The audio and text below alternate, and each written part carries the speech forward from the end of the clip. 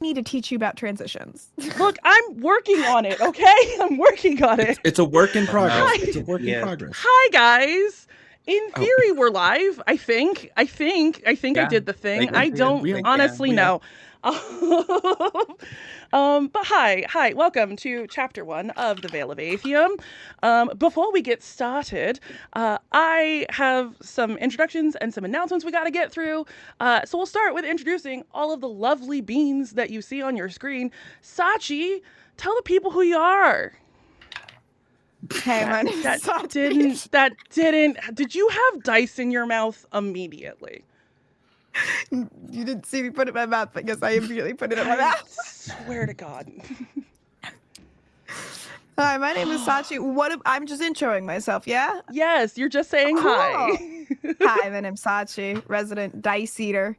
And I'm playing Opal, resident rock licker. That's it. Great. Wow. All I got. Tali, you want to go ahead and tell people who you are?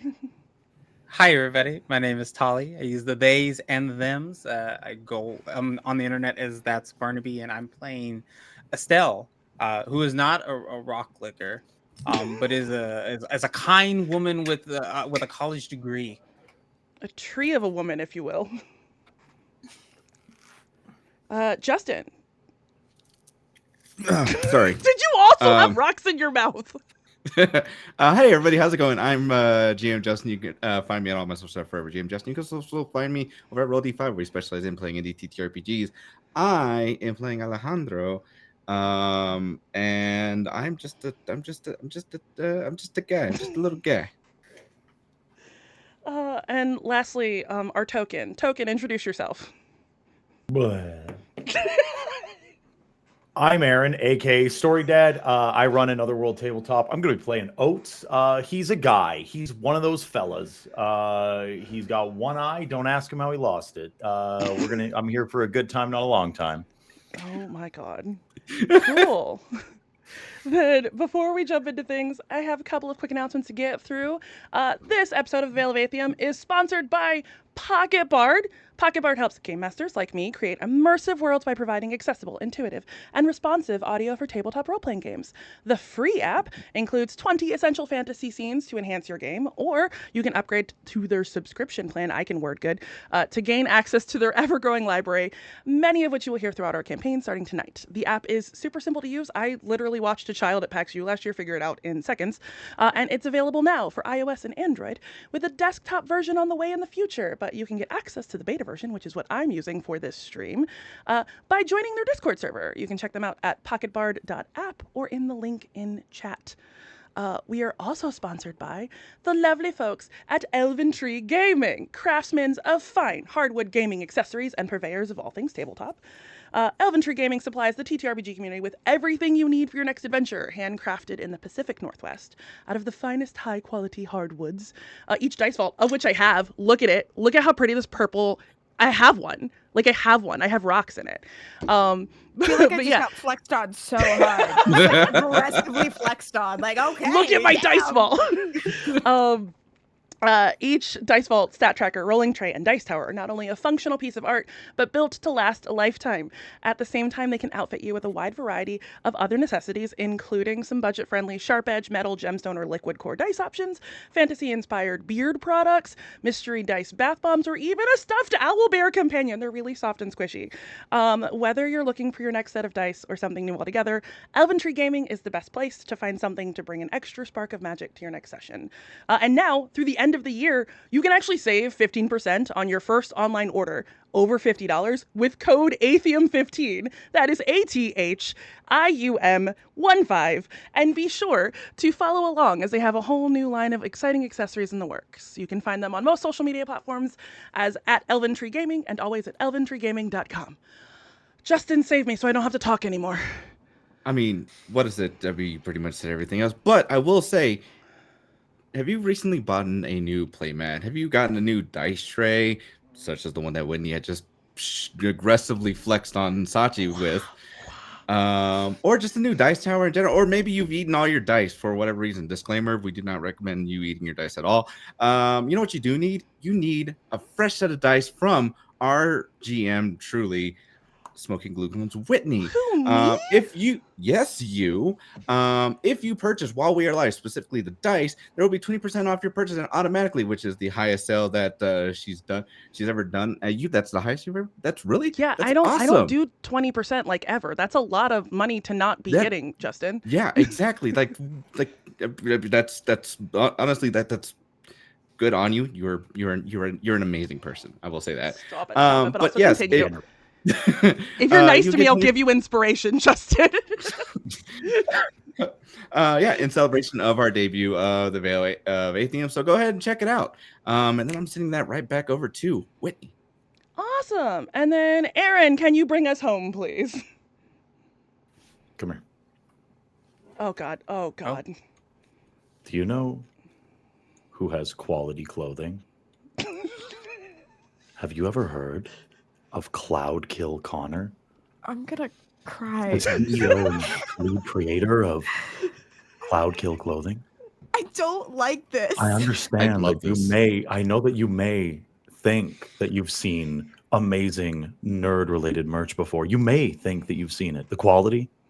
I think I'm a Style? lesbian now. You're so. Listen, we'll look no further. Cloud Kill Clothing. We are official partners. They're doing all the merch for Veil of I Athium. have a and mug.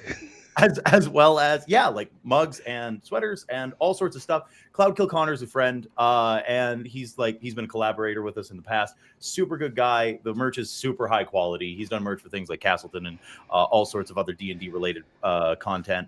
So if you use, I believe it was Whitney, popcorn me the promo code again. There isn't a promo code for Cloud Kill. No promo Oh, for okay. Cloud Well, Kill. you But there's just get just a the link. official Athium merch. You get a link. You get to buy merch of Veil of Athium. Mine's on the way. And I can tell you that it's fantastic stuff. Check it out. Yeah. Can confirm. That is all the announcements. So before we jump into things, on a more serious note, as a general reminder, the story we are telling has the potential to be a dark one. And while we around the table have had conversations about safety and boundaries, please remember that it is always okay to turn it off or step away if the story is affecting you in a negative way. Your safety is just as important as ours.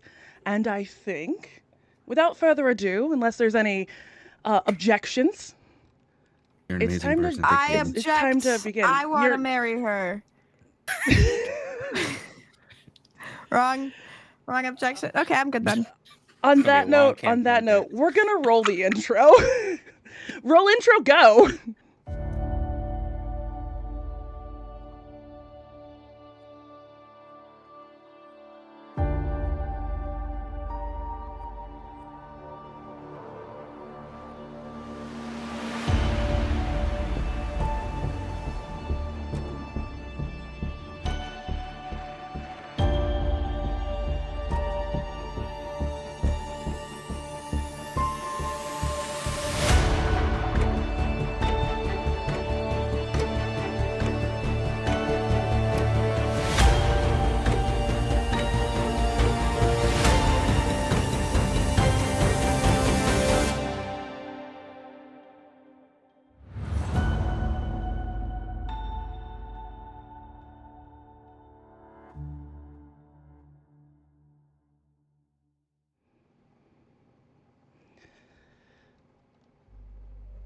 Darkness.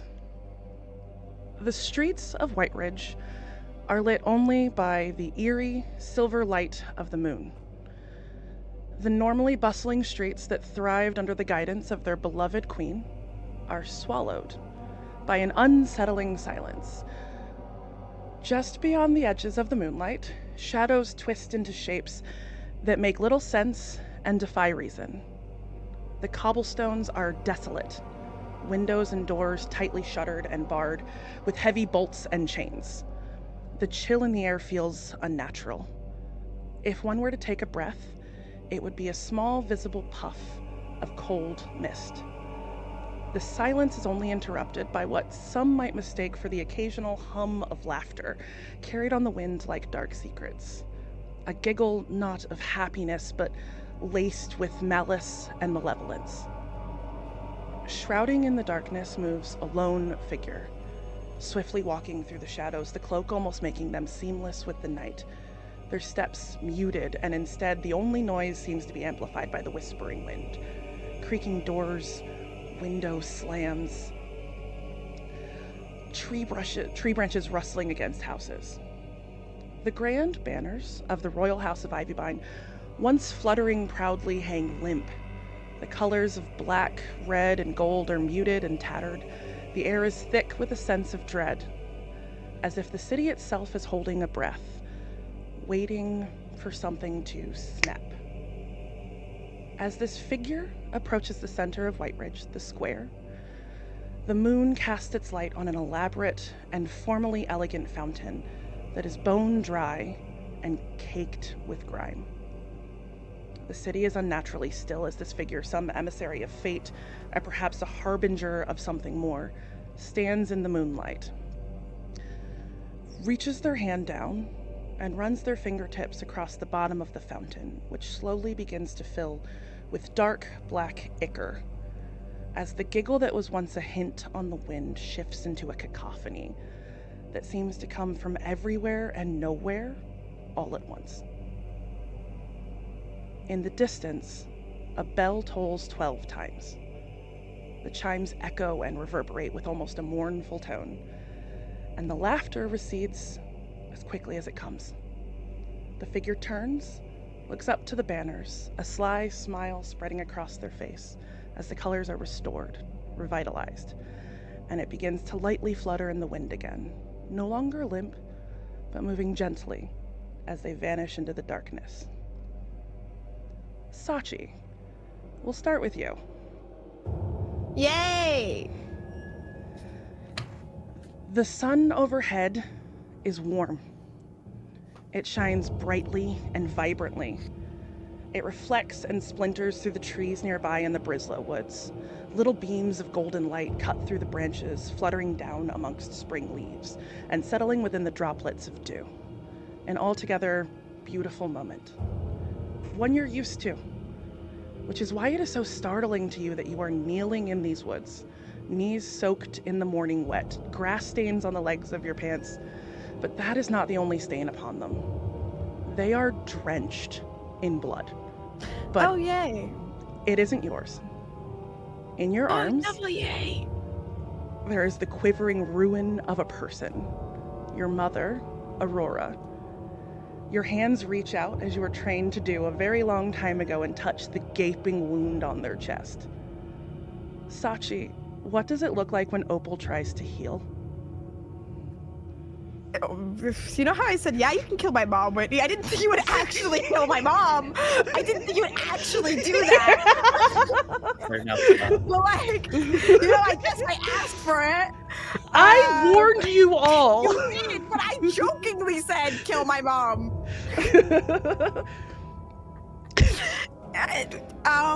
When Opal tries to heal, oh Jesus, I think it's almost like threads of gold stitching things back up together, like almost like liquid gold, and then like glowy. You push this liquid gold, these threads of fate, into your mother. It sparks to life inside you, kind of like an old familiar friend, and then flows down through your fingertips. But you hiss in pain as the moment you call upon this energy, you can feel the sting of it. Something not quite normal. But the wound slowly closes. Her ragged breath slows to a steady rhythm. The calm of the morning begins to return. Spring birds are chirping in the distance.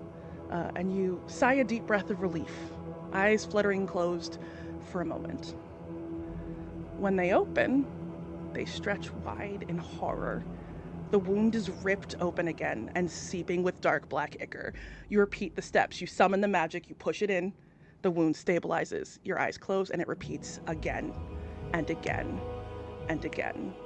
And as you loop, the only thing you hear is giggling. What the Starting fuck? quietly, and then building and building to cacophonous laughter and then darkness. Justin. Whatever. Yes. The fresh rays of the summer sun hit you first over the distant mountains. You're not entirely sure, but blinking as the light hits your eyes, you settle against the rocky side of the island. Morning Mist Isle is usually an isolated space, only occupied by the occasional priest or holy person, but you, Shalia, and Mariana have been here for a few days now, and even they have left you to your morning solitude. Stretching and enjoying the quiet breakaway from your family on this brief respite away from your home and the stress of work, you prep your fishing gear and begin to start to gather food for your wife and daughter. It's silent, in a way that only mornings can truly be. It doesn't take long for you to start collecting a haul. A small basket beside you starts to fill up with fish and seafood, which is why it's incredibly distracting when a familiar voice cuts into your head. Alejandro, come quick, I think someone is, and the voice cuts. The panic immediately sets in.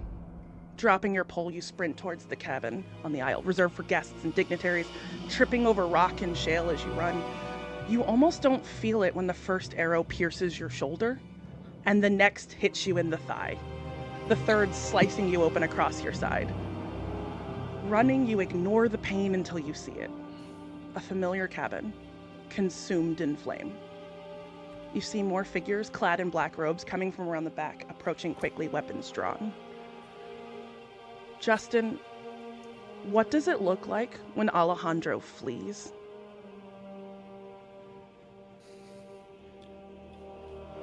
Anger,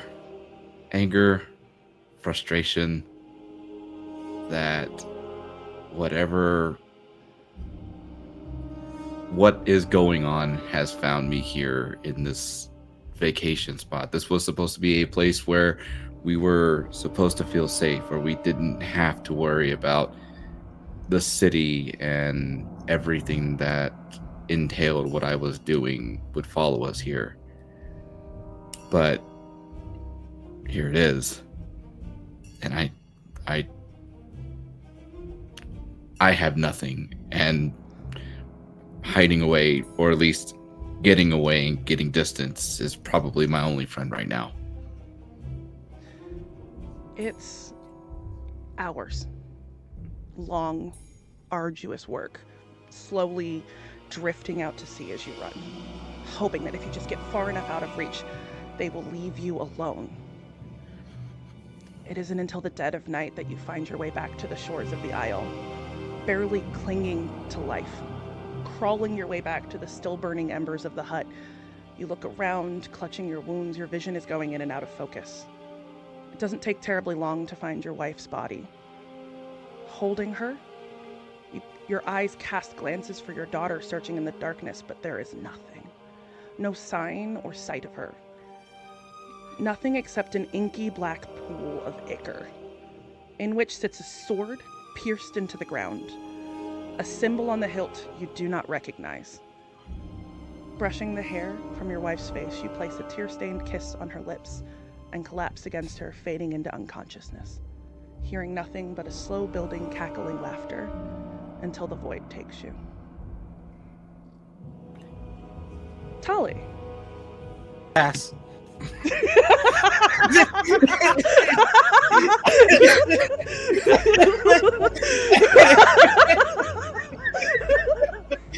Just really sad.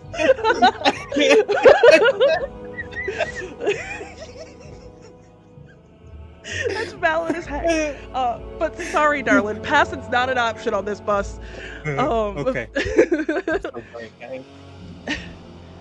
The wind rushes up the winding road before settling at your back. It's almost like a reassuring caress. You look up and see the colored leaves of autumn listing in the breeze. Reds, oranges, yellows. And they look so like the scarlet wood of your home. The air's crisp, just on the verge of a chill, but this location is completely unfamiliar to you. It's reeking of wealth, status, privilege. You reach a hand out and touch a golden-colored knob on a thick, walnut door. Looking up, you can see this is a manor house, a grand, decadent home. Entering inside, the corridors are wide, lushly carpeted down the middle, accented with ancient-looking furniture, ornate masonry walls. It is beautiful. And only then do you notice that this hallway is dark. The only light comes from your lantern, but even that feels dimmed, like the chill in the air is suffocating it. Looking up, the hallway seems to stretch further than you can see, but also doesn't seem long at all, like your mind is playing tricks on you. Thinking for a moment, you remember being drawn here. There's a soul to be collected, but whose? Someone important, powerful. The name seems to be on the tip of your tongue and a million miles away. There are portraits on the walls, old portraits, ancient portraits. As the light begins to hit the walls, as you walk down this hallway and get closer to these paintings, you see that they are dripping. A thick, viscous black ichor. It pools along the edges of the walls, holding tight off the carpet. But looking into the portrait as you pass, you can see a face almost reflected in it. One you know very well. It is your own. Blinking, the portrait shifts, and it's no longer your face, but the Estelle before you. A blink and it's the Estelle before that. Faster and faster, the portrait shifts, showing every Estelle who has ever held this lantern before it came to your hands.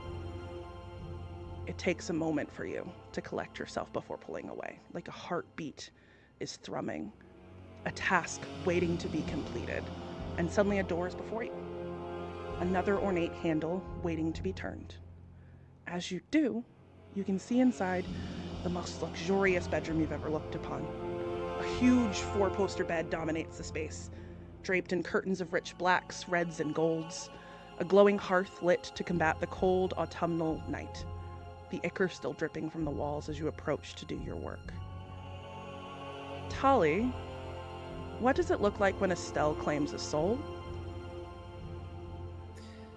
When Estelle claims a soul, it starts with a slow humming as a series of ethereal tentacles begin to like pour out of the lantern as they gently sort of pull, or not really pull, but like gently yank the soul from its body and bringing it into the lantern, where she continues to whisper words in a language not unheard until the light goes dim, and then it grows bright again and the flame gets slightly bigger.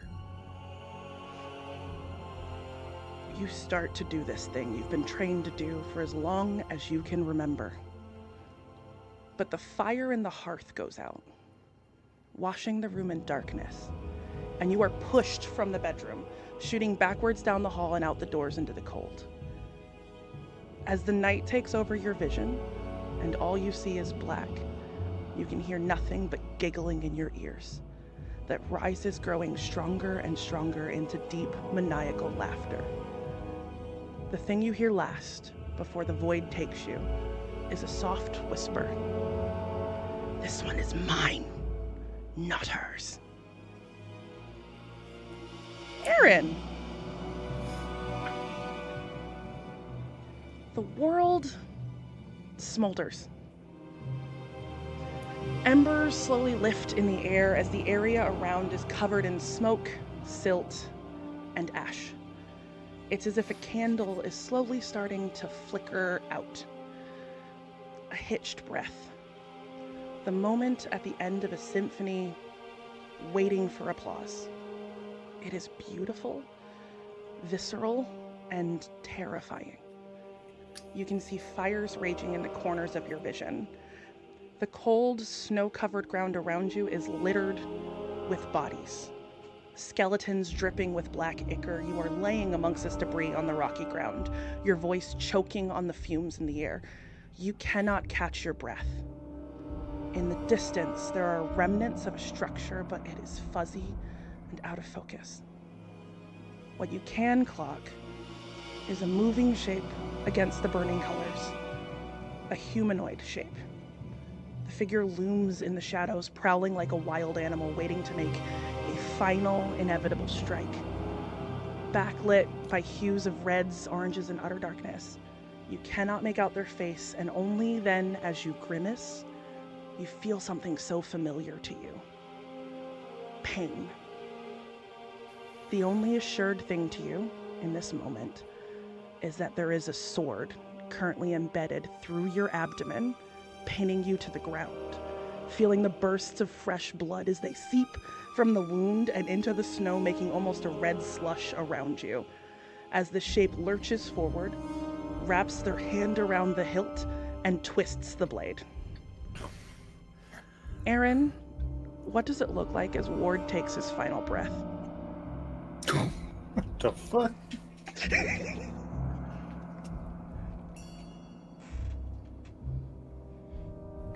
Ward would slowly look up at the sky, his one eye blinking weakly, and the only thought that is in his head as a glossy look goes completely over his face and his mouth goes slack is that I wasn't good enough.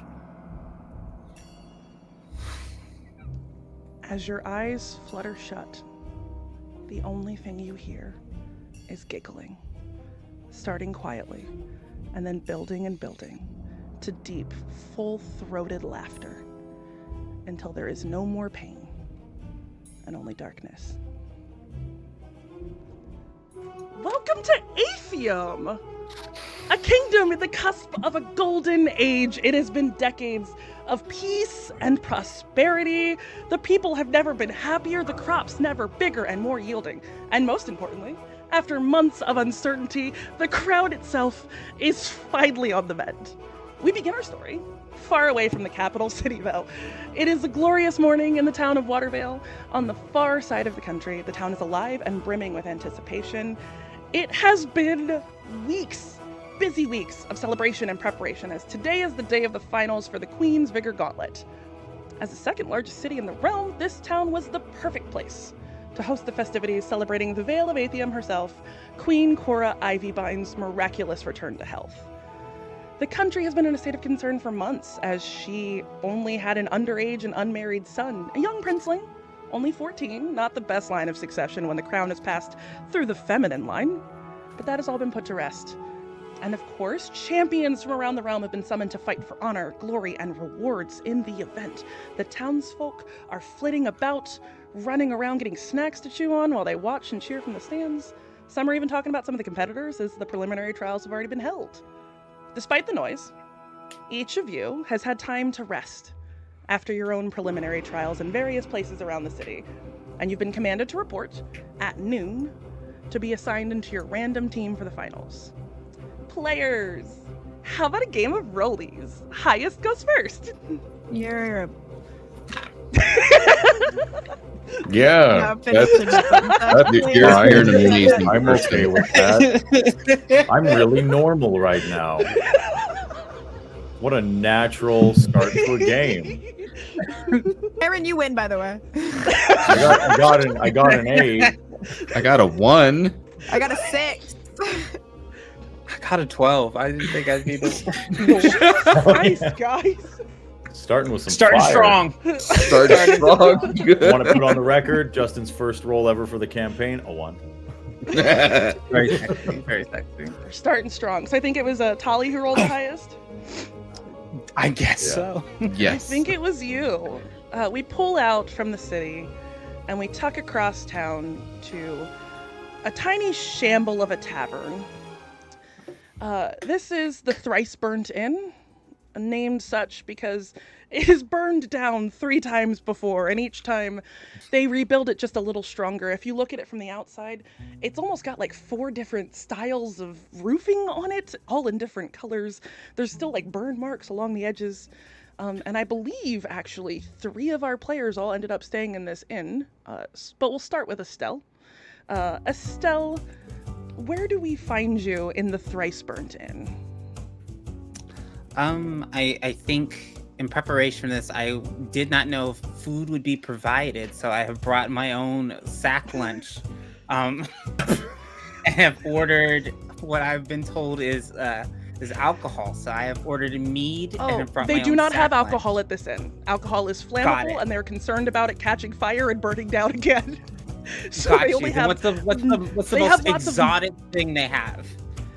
They have what would be the equivalent of a mocktail version of a Long Island iced tea that they're well known for. Then I will take that in the smallest glass they have. The innkeeper, who I didn't give a name to, so we'll come up with one later. Steve. The The- thrice what? burnt innkeeper. The thrice burnt innkeeper brings you a little glass, and you're downstairs, right? You're not up in your room inside or any of that fun jazz. No, I'm downstairs. It's my first time being like in the big city. I'm very excited to be here. I'm looking to socialize with the locals, find out what the local tea is. I've positioned myself. Steve. Yes, I've positioned myself to sit Fine. as close as humanly possible We to will somebody. name the innkeeper of the thrice burnt inn Steve, just for you. His name Got is it. now Steve. It's canon. Sir Steve of the thrice burnt inn. Yes, I've definitely been yapping to Okay. Steve, telling him about where I come from, why I'm here, asking him several very personal questions about his life. What does he do? What is his dreams? Wait. and So you mean the trees on this island you come from are just always like red? Like they don't change colors. Yeah. They're just always red. Yes, they're always red. Aren't And they they red kind of here? look like palm trees? Is that what you described them as? You said they're like a frond situation. Yeah, and like they're like that year round. And you live in a tower with a bunch of spooky witches. I don't know if I call them spooky. We're a coven of educated women who believe in, promoting the arcane arts in unconventional ways. I mean this in the nicest possible way. You described a tower full of women who have magic powers. By definition, that's a little spooky. Well, you live in a bar, so Touche, Yeah. Miss Estelle, touche. And he'll give you another drink and carry on his wayward way. Opal or Alejandro, would either of you guys be down in the bar or would you be up in your room?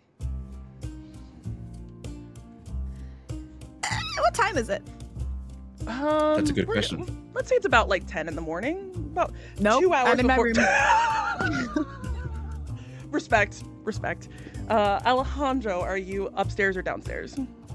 I'd probably be upstairs. I'd be in my room right now. Cool. And you rolled a 1, so we'll go to Sachi first. She is fully asleep. Opal is snug like a bug in a rug. She's just hog shoeing. She hasn't had a bed that was in a frame, I think, her whole life. That's not a thing she had. So she's like, wow, this is luxury, and it's called the fucking thrice burnt inn. It's not luxury. It's pretty hung decent. It's like a chewing. solid mid-tier feather bed. I wouldn't say it's the highest of quality, but it's definitely better than the mats you slept in the tents in your totally not cult that you came from. I love my home. It's great. Would you have mentioned to Steve, the night before when you got dinner, that you were competing in this tournament? Would that have come up at all? Yeah, because she doesn't shut up about anything. Secrets, she don't know them. So she probably was like, yeah, I'm just traveling through time and space and this place, whatever the fuck that means, and I'm gonna do a thing. They gave me money and I licked a rock, and now I'm here. That's the conversation Opal. entirely she had with Steve. Opal, let's have our first roll of the game proper, shall we? Roll me a perception check, Okay. please. From my room? From your room, Or- from your bed, from your slumber. That is an 18. You are curled up in this cozy to you bed, all bundled up, snug bug in a rug, and you just hear the loudest pounding at your door. It's aggressive. It's very the door's shaking a little bit. And then you hear Steve's voice from the other side of the door just going, "You said last night, after having so many mocktails, that you were competing, and it's already well into mid-morning. Do you have more of the sugar and water drink thing? You should probably eat a food." waffles? I mean, I got flapjacks. Will flapjacks suffice?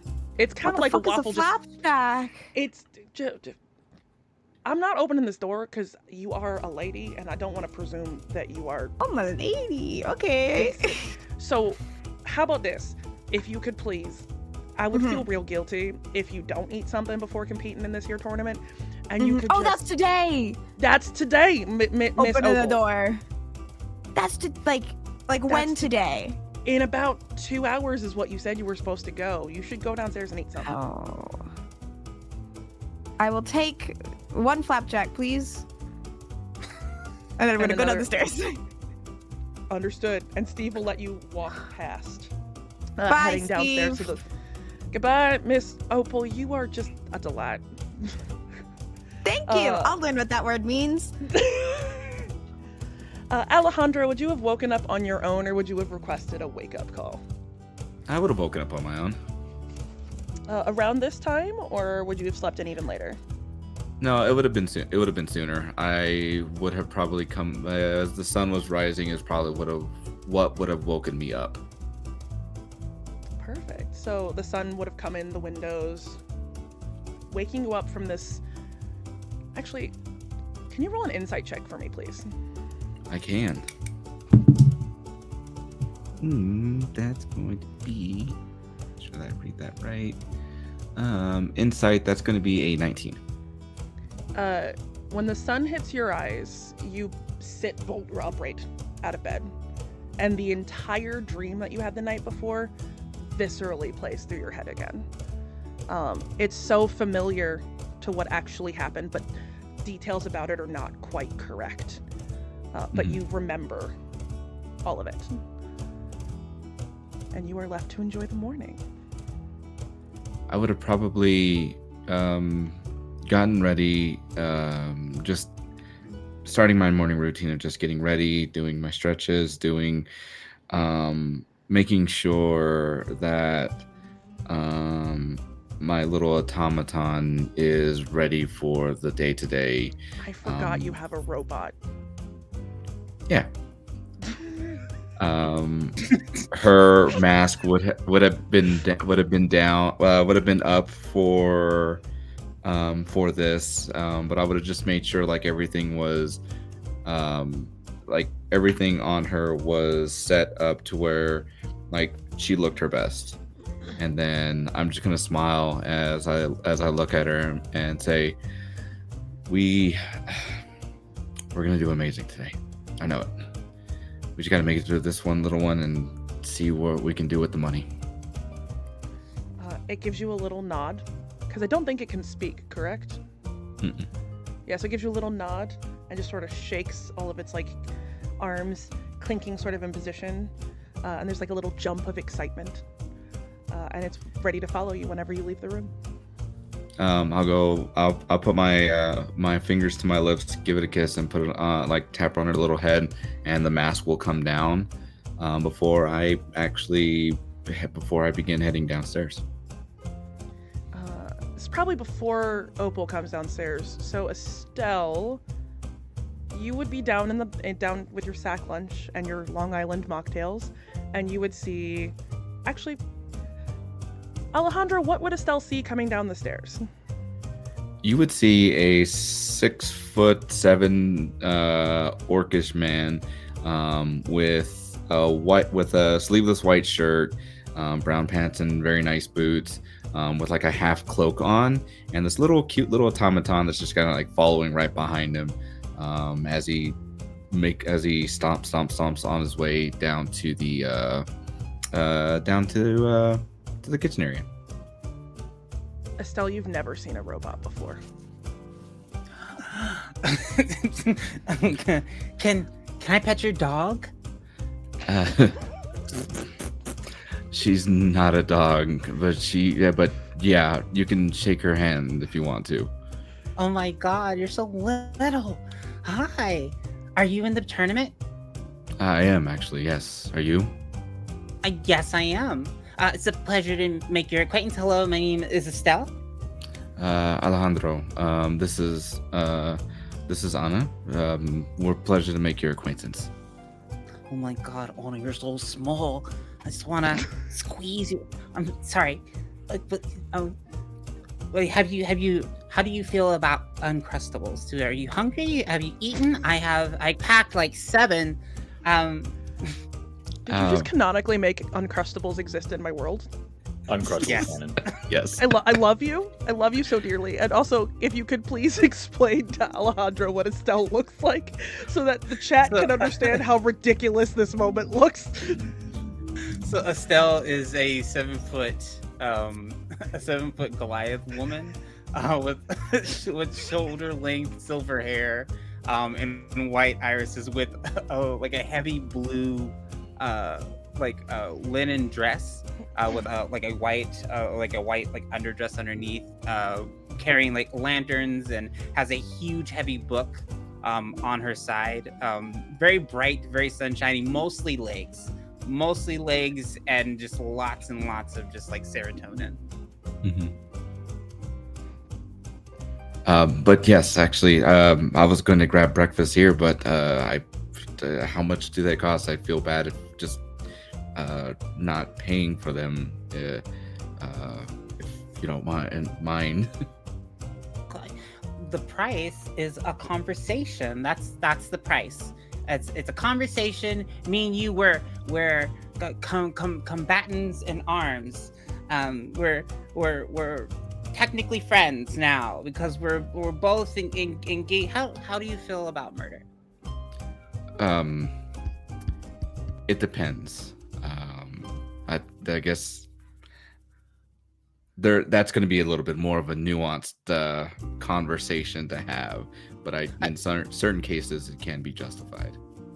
Okay, it's my understanding that we're going to be engaged in physical combat, and death is always a possibility of a thing that could happen, and I just wanted to know what your feelings were on. Here's a sandwich. Here's an Uncrustable. Maybe I've crossed the line here. Okay. Yeah, let's go sit down. It's about this time that Opal would descend the stairs, and Opal, what would the people see? Yeah, not a 6-foot or 7-foot tall woman. I'll tell you fucking what. I think I'm like 5'2" on You're a good little day. bean. 4 foot if you squint. Not really. No. Shit. What? Do you forget what your character looks like? No, I know what I look like. It's just I forgot everyone here is massive. I'm fine. Opal today, well, she's probably still in PJs, and she has her clothes underneath her arm that she's gonna change into when she gets there. Opal skin, white. Yes. Did you walk barefoot downstairs into a bar? She kind of walks barefoot most places. She only puts shoes on when she wants to kick someone. Okay, cool. Copy. Continue. Her shoes aren't really shoes. They're more like slippers. So, she's got white skin. Looks like a rock because it is a rock. With flecks of gold throughout, lighting through her skin. Almost like scarring. It's kind of sick, kind of cool. Bright blue eyes and rocky hair. It looks insane. But so do y'all. You're tall as hell. You would see entering this bar because they're taller than anyone else in this bar. You would see Alejandro and Estelle sort of at a little round table that's got some scorch marks on it, and there's a little robot just sort of awkwardly standing against the wall behind them. What? You guys have flapjacks? Are you the flapjacks? No, I think the flapjacks are supposed to come out. You should talk to Steve. Steve's great. Steve! Steve comes running down the stairs and just sort of does like a rather cool hop over the bar top and yells into a window. Steve? I'm working on it, Opal. I need a flapjack, otherwise the small one's gonna get feisty. She nearly drank us out of house and home last night. So just if we give her a flapjack, yes, Opal, yes, ma'am.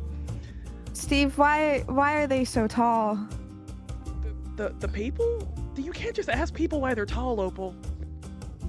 believe that's the first time I've been asked why I'm so tall. I actually think I'm shorter than what I probably other orcs should be. Milk. What the fuck?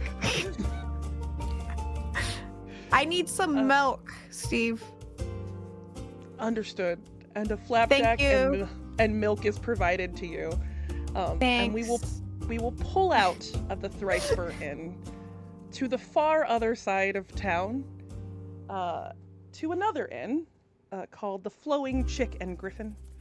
And Oats, would he have woken in the morning, or would he have slept in?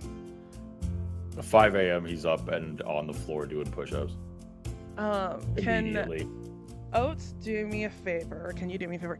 Can you roll a Constitution saving throw, please? That is. Oh, I don't know what my save is, but it's high. I rolled an 18. Let it be. 23. When you wake up, there's a weird pain in your stomach, and you go to touch it, and the dream that you so viscerally had the night before flashes back to you, and you almost check yourself for a wound, but there's nothing there. Well, I didn't like that. That was pretty well. Just the worst part. Waking up. All right. All right. Oats. All right, it's about that time. And then I'm gonna just head downstairs as quickly as I can to. I want to be like to wherever our team is supposed to be at this time of day at like 5:30 in the morning. Would you have stopped to say goodbye to Krista on your way out? Oh yeah, absolutely. I love. Is you got a minute? Is this gonna be all right if I take a bit of your bowl time? of like this gnomish woman on her little bar countertop with a little platform, is holding like a bowl of porridge for you because she remembers you guys eating cake last night, having a good old time, staying up late, shooting the shit, and she's already got like.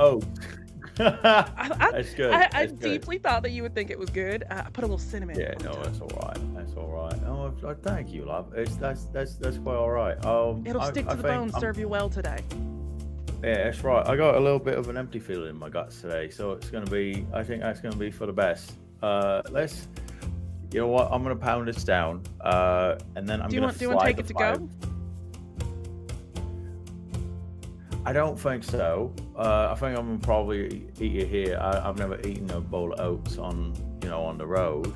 But I'll sit. I'll have a meal, and I'm gonna say my goodbyes. Oats has never had road oats? That just feels inappropriate. You should fix Well, that. I mean, I'll eat them. I've eaten them dry, like a horse out of a bag. You ate raw oats? Like dry oats? Well, when you're on the road, like, you don't got clean water, right? Like, it's. Oats, I don't have like. This breakfast is on the house. Oh well. This is for you. Just do well. Well, no, thank you. Thank you. That's real generous of you. You're a really congenial woman. I appreciate you. It's a bowl of porridge. It's not that much money. You're good. Listen, I also don't have a lot of money, so I get it. All right, here, you just take, and I'm just gonna slide a silver piece across. Just take as a tip. As for being so generous with me the whole time I've been here, and then I'm gonna take these oats, and he's gonna start eating. I'm gonna take these oats, and it's gonna be, we share this last moment, and then I got to run. Can you roll a perception check for me, please? Absolutely. So that. This is the wettest man. That's a 1. That's a 1. The wettest man. The soppiest man. That's a 1 for a total of 0. Good. Squishing in his boots. Get him out now, guys. Get him out now. Yeah. So yeah. you would find it later, but she put that tip right back in your pocket. Oh, yeah, all right. Yeah, you won't notice. Yeah, you'll find it later. So, and we will leave Oats to head towards the tournament. And we will cut back to our lovely folks over at the Thriceburn Inn.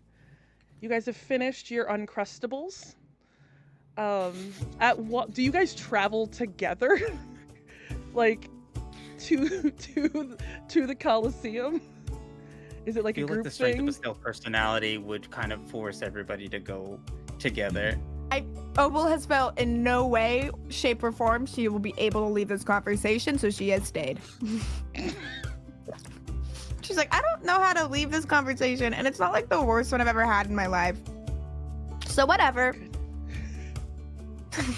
Guess I'm here now.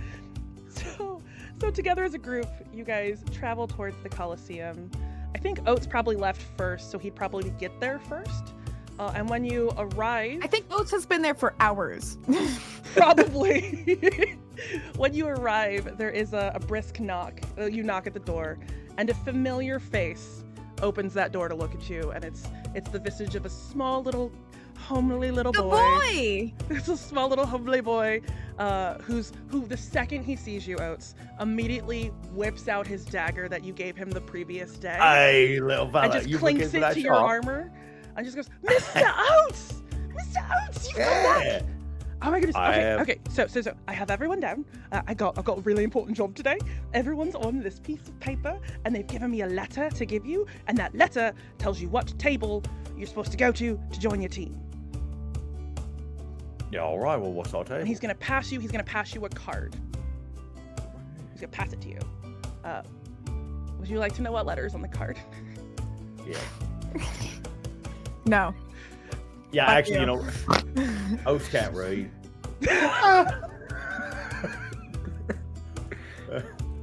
You're joking.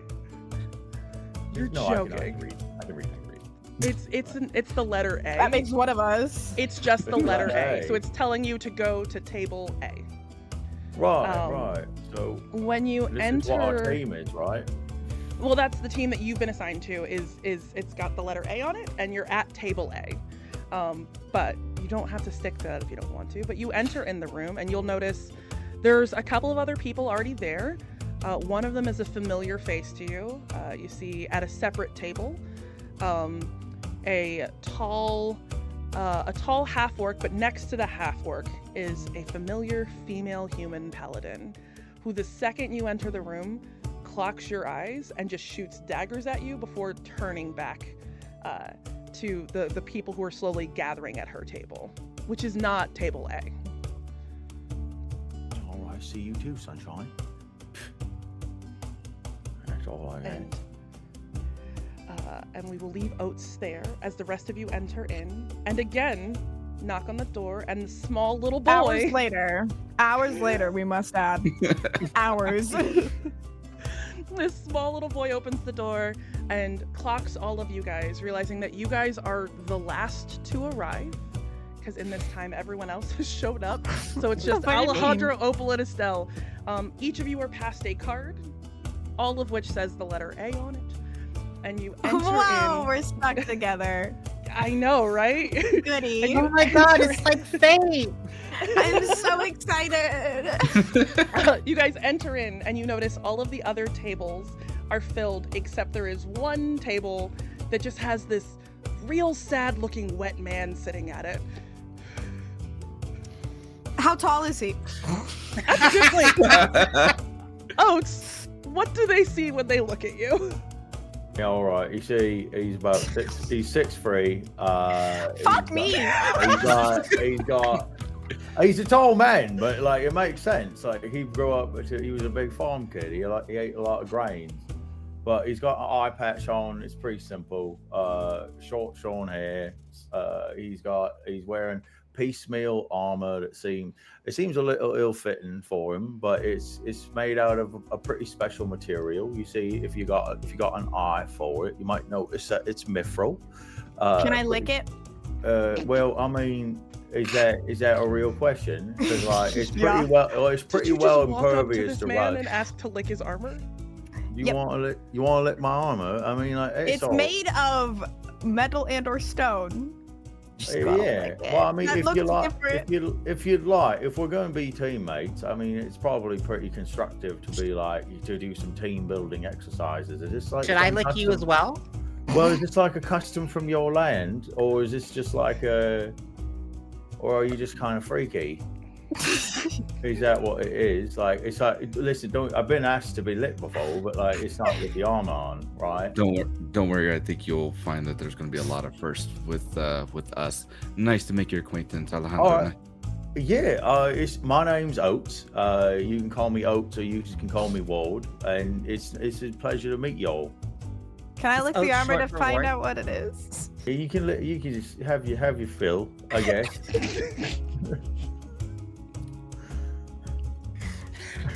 Hello, my name is Estelle. It's a pleasure to make your acquaintance, Mr. Oats.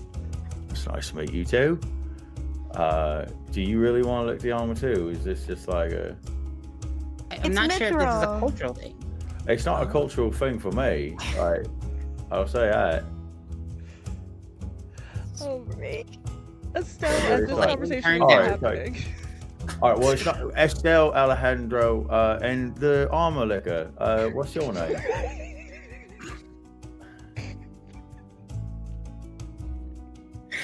Why did I make my character the way that she is?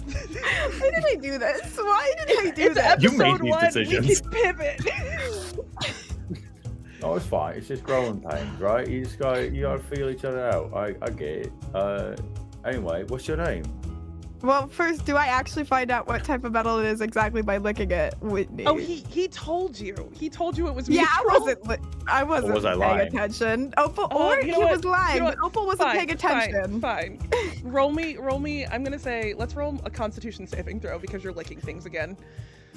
Every time I lick things, you make me roll a con save, and I Yes, don't really yes, I understand do. why. That is a 16. Yeah, it tastes like mithril. But there's like some rusty bits where it's like patchwork together. Oh, not bougie me throw it. Good job, man. Yeah, I bought it all on my own wages. I was just a farm boy, and I bought it all of my own. Oh, Did that's that impressive. that explains why it doesn't fit. Yeah, it's not the best fitting. Like, it could be No. better, but like, it's gonna be enough for me. Also, I'm Opal. Oh, I don't know. Oh, I could turn around to the rest of the group. And what are your names again? 'Cause she did not get them at Oh the my tavern or the inn. It never came up. I'm Estelle. It's very nice to meet you. Okay. Alejandro and my companion here point over to the automaton. His name is Anna. Okay. Is question out above table. How tall is the robot? 4 Yeah, foot. that's a good. Oh, thank fuck. Oh, Thank God. Cool. I'm gonna shake the robot's hand. It's just like looking Oh. right at you and shake it back. Estelle, I'd have to about look this time, down. you would notice a very familiar looking half-orc who has not dropped his eyes from you since the second you entered the room, but doesn't come up to like talk to you. He's just like catches your eyes and gives you a little wink and a sly smile, and then returns to chatting at the group of people at his table. Not understanding the subtlety of this social interaction, she's also gonna wink. Is she just gonna like long blink? Yeah. Ah. it's the wrong line. Like, It is about that moment that a familiar looking, tall, bougie elvish man enters the room in long, elaborate robes, but this time he has on his arm a very stout looking dwarvish woman who's wearing like a little circlet of gold around her hair, and they are having a rather heated conversation as they enter. If anyone would like to make a perception check to see if they catch what they are saying, you are welcome to do so. I'm so good at these. I'm so good at perception. I just got a natural 20. wait, let me make mine. One. Is it gonna be another one? That's a 4 for a total of 3. Throw those dice away. These are Whitney. This is Crit Award winning dice right here. These are the how dare. Put it in you. your mouth. That's a 7 for me. That cannot be the solution for everything. It cannot be to stick it in your mouth. Put it in your mouth. Oh my god. So Sachi, you got a 20 something, right? Nat 20 plus 22. 20. Tali, what'd you get? I got a 15. Okay, cool. Opal's the only one who picks this up, which makes it deeply funny. And these two people are having a very heated argument.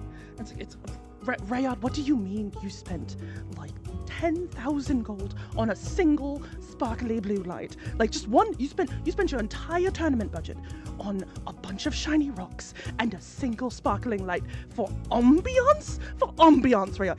And Rayod just looks back at his wife. She goes, you told me that it was for the queen, and I wanted to make a good impression, and we have to be quiet. They might be able to hear us as we enter, sweetheart, darling. And she's just like fully like not happy about it. It's abundantly clear by the time everyone gets into the room, at which point he very presentationally presents his wife and just says, you all remember me. I am Lord Rayod Greyfire, the curator of this event, and this is my amazing and wonderful wife, the Lady Marigold. Lady Marigold is kind enough He's compensated. to let me be in charge, and I just want to take a brief moment to let you all know that we are so excited that you are our 4 final teams. So the way this will work is we will all enter out into the arena to greet the people, say hello, present you before the prince. Prince Elliot is here. The queen is still recovering, so she could not herself attend. So we have veiled the throne for her in honor. But Prince Elliot is being attended by a lady, Narcissa Thornheart, the captain of the Queen's Guard, has been sent in her stead as a representative to keep Prince Elliot safe, and to provide us assistance in case any of these monsters get a little out of control. That's really cool. Just out of curiosity, how lack of chill is Oats' face right now? 1 out of 10, it's a 1. No chill. Lack of 0 chill. 0 negative chill. If there was a negative on the scale, it's negatives. Oh. He's like fidgeting with his hands. He's like, that's really cool. I like she's something else. I think I like that one, and the way that she guards the queen. Hey. Are you saying this loud enough for just your table or for the room? Well, maybe the adjacent tables too. As a treat, as a reward. I'm a roll 3 d20s. What's a natural 20 on one of them, and then not as good on the others. So the table to your left, which looks like it's just 4 dudes, they all turn to you in unison, and their eyes go real wide, and one of them leans over and just goes, "Yeah, you talking about Captain Narcissa?" Yeah, that's what I'm talking about. Captain Narcissa's the coolest person on the planet. Yeah, that's what I'm saying. Like, sincerely, like, she's always the coolest people ever. He's gonna extend a hand to you and just go, "My name is Todd." Todd, like, I'm gonna kick Todd's ass, man. yeah, all right.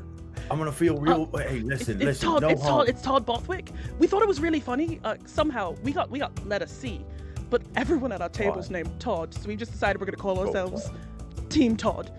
It's like Todd, and Todd. Well, right. it's T-O-D. That one's Todd Miracle with 2 Ds. That's Todd Scimitar. He's got 2 Ds and an E. And the last one, and a Dragonborn cleric perks up and just goes, "It's Todd Whitefoot. The PH is silent." And then he goes back to looking at the table. Where's the PH? It's T-O. It's at the end of Todd. It's T-O-D-P-H. Right. Well, listen, and I extend the hand.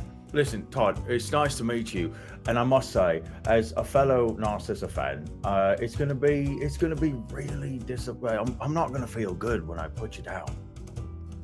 To bed?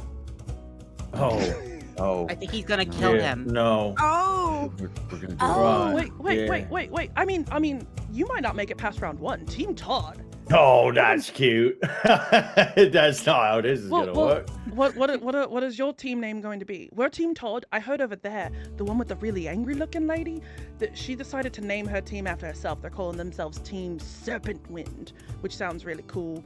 And then he'll point to like a gnome paladin who just looks like the oldest man. Like, he makes you look young, Oats. He's short, braided, white hair, shaved on one side, blue eyes, and he's just sharpening a sword with a big ass scar across his face. And Todd will point at him and just goes, "That's Bill Corin Yebin. That he'd said that because it's the Queen's tournament, they've named their team for the Veil. So like, do you guys have something cool to name your team?" A. Yeah, like we likes to keep our. Well, you know what? I looked to the rest of it. We keep it simple, right? We don't need to make no grand statement with our name. We do it with our actions. So and then he looks at the table and the letter on it. We's Team A. Yeah, we're gonna murder you. Yeah, if honestly, we Or might as well. is that a triangle? We could just be. That's an A. Oh, okay. We might as At well which be point, Team Rayard has Todd approached your Smasher. table.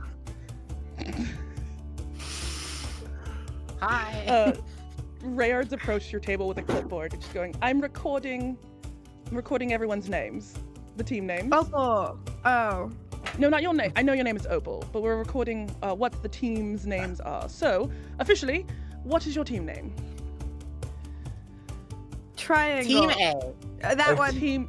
Team A, understood. And he'll write it down and walk away. The A silent. Team A with a PH. Team A with a PH.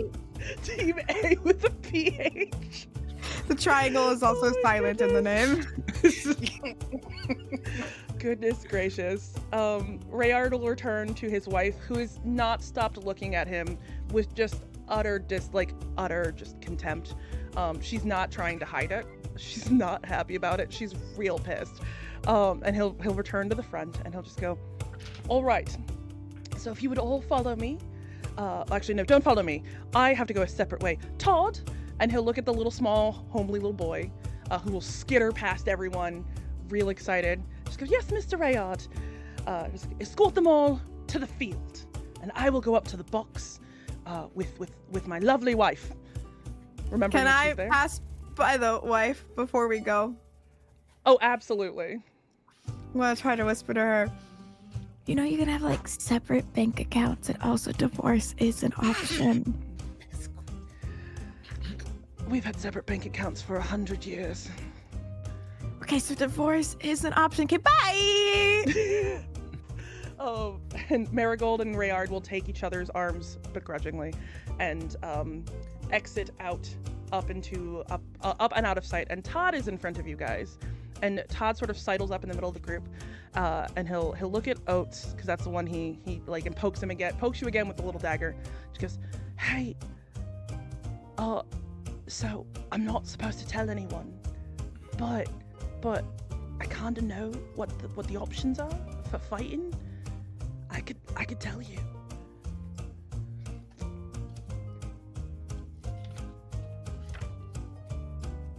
I mean, if you want to know, if you don't want to know, I don't have to tell you. I could tell you.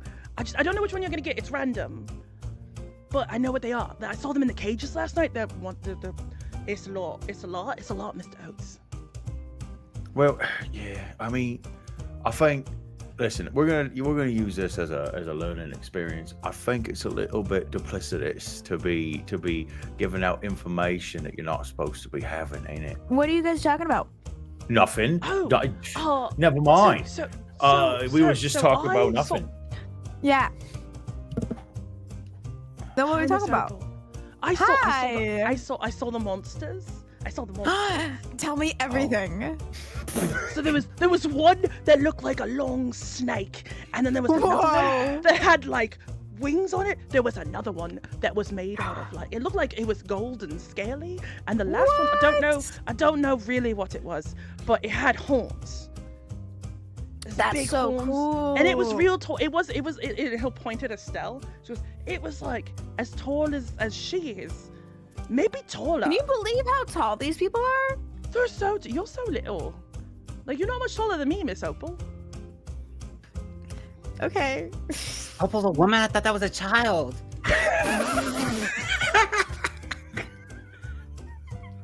I was kind of wondering why they were letting a child into the I tournament. just thought that's how it worked in the city. I thought everyone was named Todd and people were children. I just thought you was like 12. I'm in my 20s. Wow. Oh, Okay. That's nice. That's so good. That's good for you. Yeah. Oh my goodness gracious. Todd will continue sharing with you guys as you guys head out into the Colosseum. And it's the 4 teams, and he just sort of arranges you guys all. And it's very it's a big, bright, sunny, open Colosseum situation, big and oval and round. When we come back from break, I'll show you what it looks like. We're not there yet. So it's big sandy pits, tall walls, packed with people. And the second you guys enter out into this Colosseum, there are cheers, there is screaming, there is loud noise. You're almost hit with a wall of noise as you enter.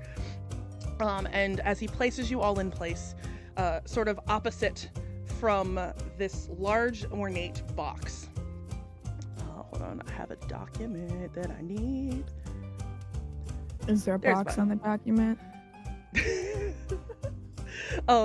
You'll notice that it's also adorned in rich banners with the colors of the kingdom. So big black, silver, and red flags, all with gold accents. The royal box has this large, grand throne in view. It's massive, and it's covered in a silvery veil. And next to the throne is a smaller but very fancy chair, in which sits the most impeccably well-dressed boy, bedazzled in very ornate stitching, silvers, purples, reds. He just looks resplendent. And behind him, sort of over his shoulder, you see a tall elven woman whose hair is pulled up into a tight ponytail, in full mithril plate armor, a sword at her hip, a bow strapped over her back, a woman who very clearly looks all the parts of a knight. Oats, do you want to go ahead and roll a check, see if you recognize this woman? Would that be perception? Oh, Jesus no, Aaron. Christ. I'm just asking, because if it is, it's a fault. It would be it would be history. It'd be history. It'd be history. All right, it's a fault. That changes everything. Yeah.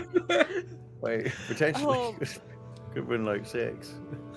You see this woman and you think she might look familiar, but you're not sure. You've only ever seen the captain from a distance, so you're not entirely sure what she looks like.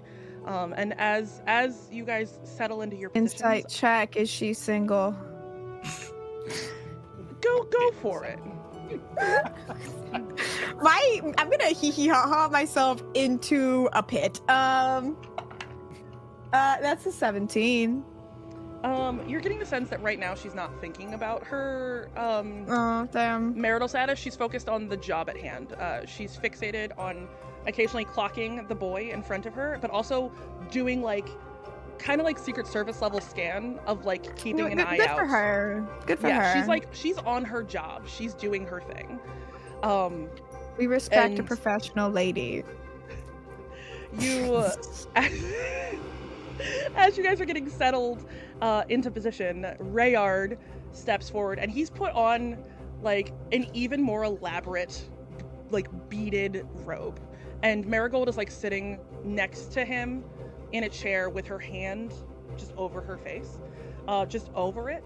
And he looks out at all of you and just goes, "Ladies and lords, champions of the realm, today we gather not just in celebration, but in reverence of the strength that brings us all together in unity. For it is with immense joy and pleasure that we welcome you to the grand spectacle of the Queen's Vigor Gauntlet. In months past, our beloved Queen Cora lay shrouded in ill health, a spectre that threatened to dim the veil herself. Yet, through the times and trials of our unyielding spirit of our people, she's risen stronger and more dedicated than ever. In fact, she insisted we hold this tournament. So in honor of her miraculous recovery and the enduring courage of our people, we will show all of them that we are united beneath the banners of her triumph. We've already spent time with these champions. They are the best we could find. They each have displayed the depths of their bravery, honor, and skill, but now they must work together as a randomly selected team. And after our 4 teams have either succeeded or failed, the groups will face each other in combat until one last team, be it by a single member, is standing. The group who wins shall receive from the Veil herself an audience with her and the King Consort, and a purse of 3,500 gold pieces to be split amongst them. Today, as the brave souls take to the field, let the strength be matched only by the honor, and may the valor reflect the unshakable spirit of our Veil of Athium, Queen Cora Ivybind. Let the clash of steel, the sparks of magic, and the roar of the crowd remind us all of the vibrant heart of Athium. And Rayard will raise a hand and gesture to the small boy who has been given one job for this entire thing, and he stands up with a large bell and a mallet and whacks the crap out of it, and a large gong echoes through the entire arena. And I need you all to roll initiative, and we'll pick up right there after the break in about 10 minutes. Yeah, we're gonna go break. Mostly because I really gotta go human people for a second. So yeah, we will see you guys all back here in about 10-ish minutes while we go human people. I love you all. I'm hitting the button now.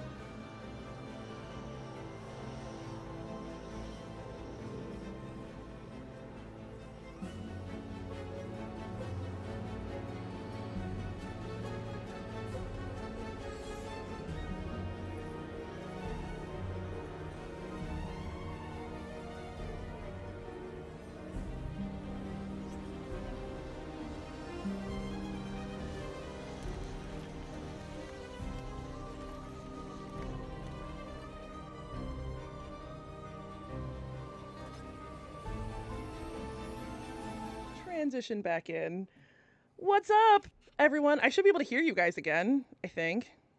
It's Yeah. such Hi. a shame that only Yay! Whitney knows how funny I am. I love how you jump scare the audience every time. We Yeah. do. Jump I scare. don't know how have a way to like, because I'm still learning. I need to figure out how to be able to like fade out my I will music send for you. It'll take 30 Oh. seconds. yeah, it's like an I'll audio send you track that's like things. built into the scene or some bull. I don't know what I'm doing, y'all. I'm still learning. But yeah, We'll show you. so recap if you're just joining us. We met the lovely Opal, Estelle, Alejandro, and Aaron. I emotionally tormented all of them just a little bit, just tiny bit, itty bitty, itty bitty, itty bit. You killed and- Aaron. I got better. Not In my Oats, rip. Aaron. In my defense, Aaron was warned multiple times, and I don't think Well- Aaron took me seriously. But we met our lovely party. They ended up back at the Colosseum to re-enter into or not re-enter, but like do the finals of the Queen's Vigor Gauntlet, which is a 2-part fight situation.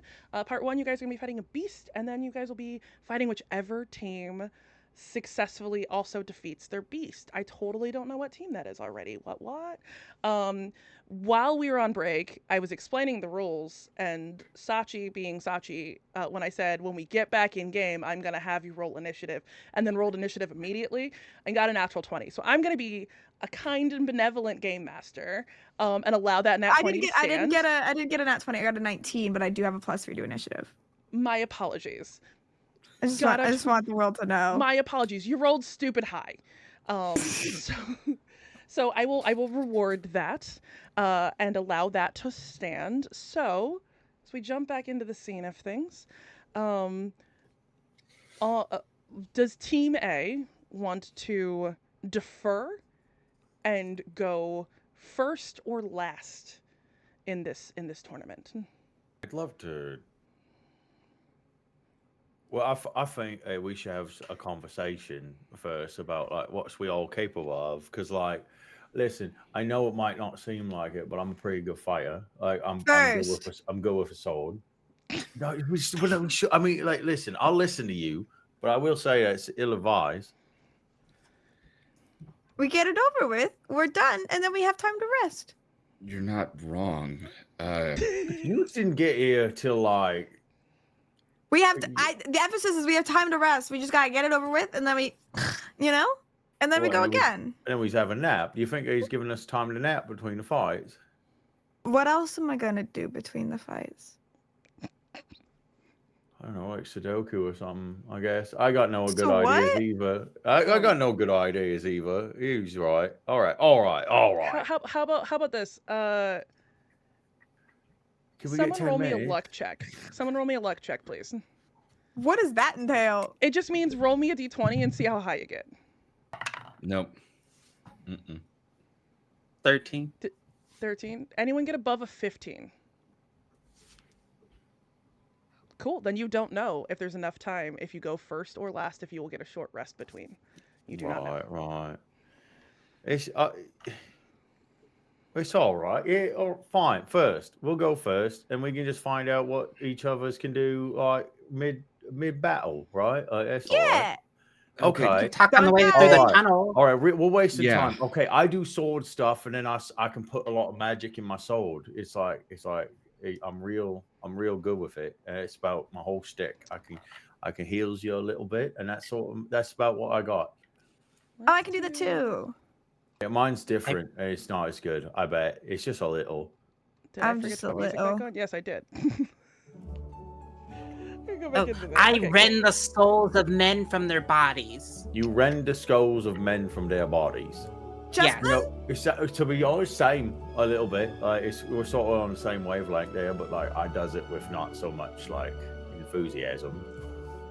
She does a bunch of the punches, and I'm pretty much hanging out in the back throwing firebolts. So I'm gonna just like wing my hands. You're gonna see a little bit of fire like coming from my fingers. That's right. So we got magic. We got. Oh, I also no. punch people. Science. Oh, okay. Science. What's that? It's like magic, but with numbers and letters. Yeah. All right. Ew. Well, so it's just magic. All right. I As you like guys that. are having this conversation, you notice that since you guys started talking about it, the other teams decided to just let you go first and have already exited the arena. So it's just the shit. 4 of you standing in the arena. To which point we can go to this button. So you guys can go ahead and place yourselves where you think you would be. There are, I will zoom out a little bit so you can see it a little better. There is like a little gate on either end. You do not know which end the monster is going to be coming out from, but you do know there will be a monster entering at some point. So you can place yourselves on the map where you will. Just wherever we like, eh? Just wherever you like, darling. All right. Wait. And Oats is gonna I go need to right pull here, up a right in the stat middle. block. I think he's gonna be something.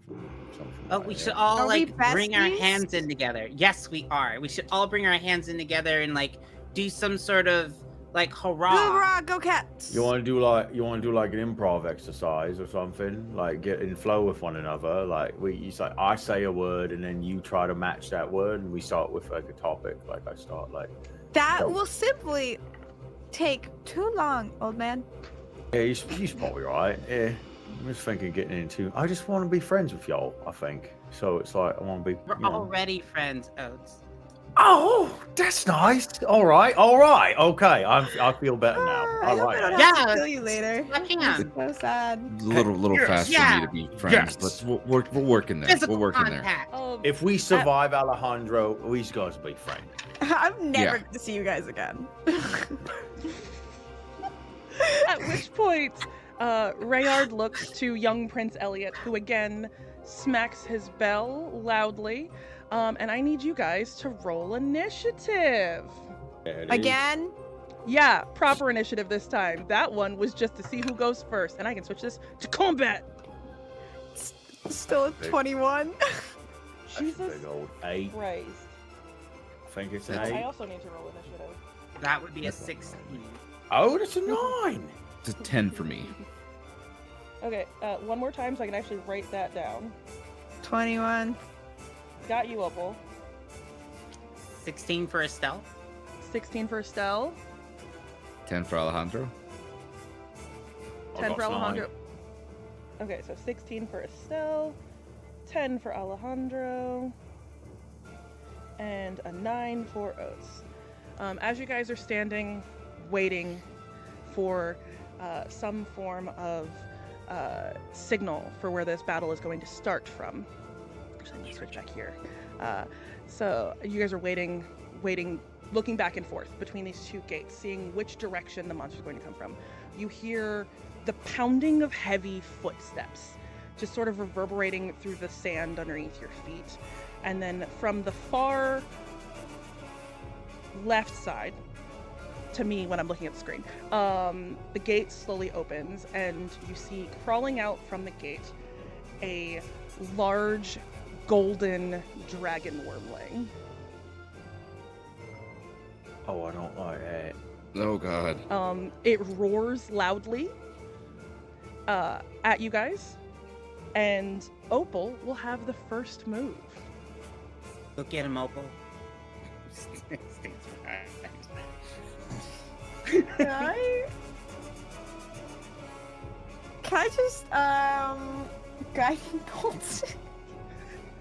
You're gonna guide and bolt the what's the distance on guiding bolt? That would be 120 feet. Oh yeah, no, you can definitely guiding bolt this dragon.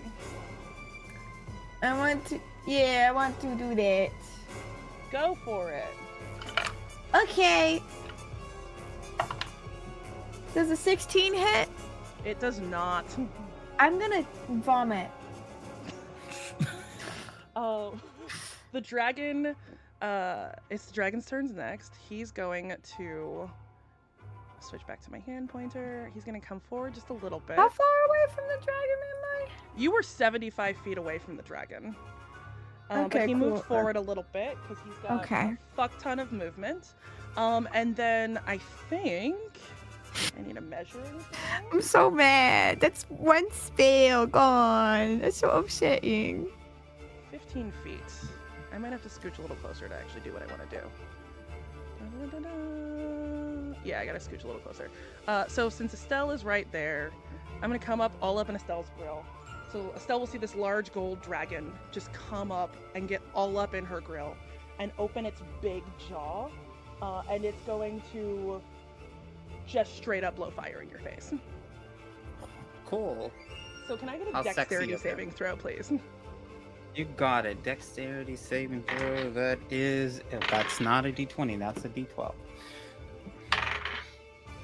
Okay, that is 16. 16? Yes. Cool, so you're only gonna take half damage. Alright, guys, math is the best part of D&D. Math is my So you're favorite gonna part. take I make You're everyone gonna else do it for me. You're gonna take 11 points of fire damage. I'm not. Or I'm gonna try not to. I'm gonna use Stone Endurance to see if I can just face tank this a little bit. And that is. Oh yeah, I don't take any damage. I just face tank. Okay. That's awesome. Thank you so much for that. It is Estelle's turns next. So this dragon breathes fire at you, and you just coasting up into your Goliath roots and just sort of take it like a champ.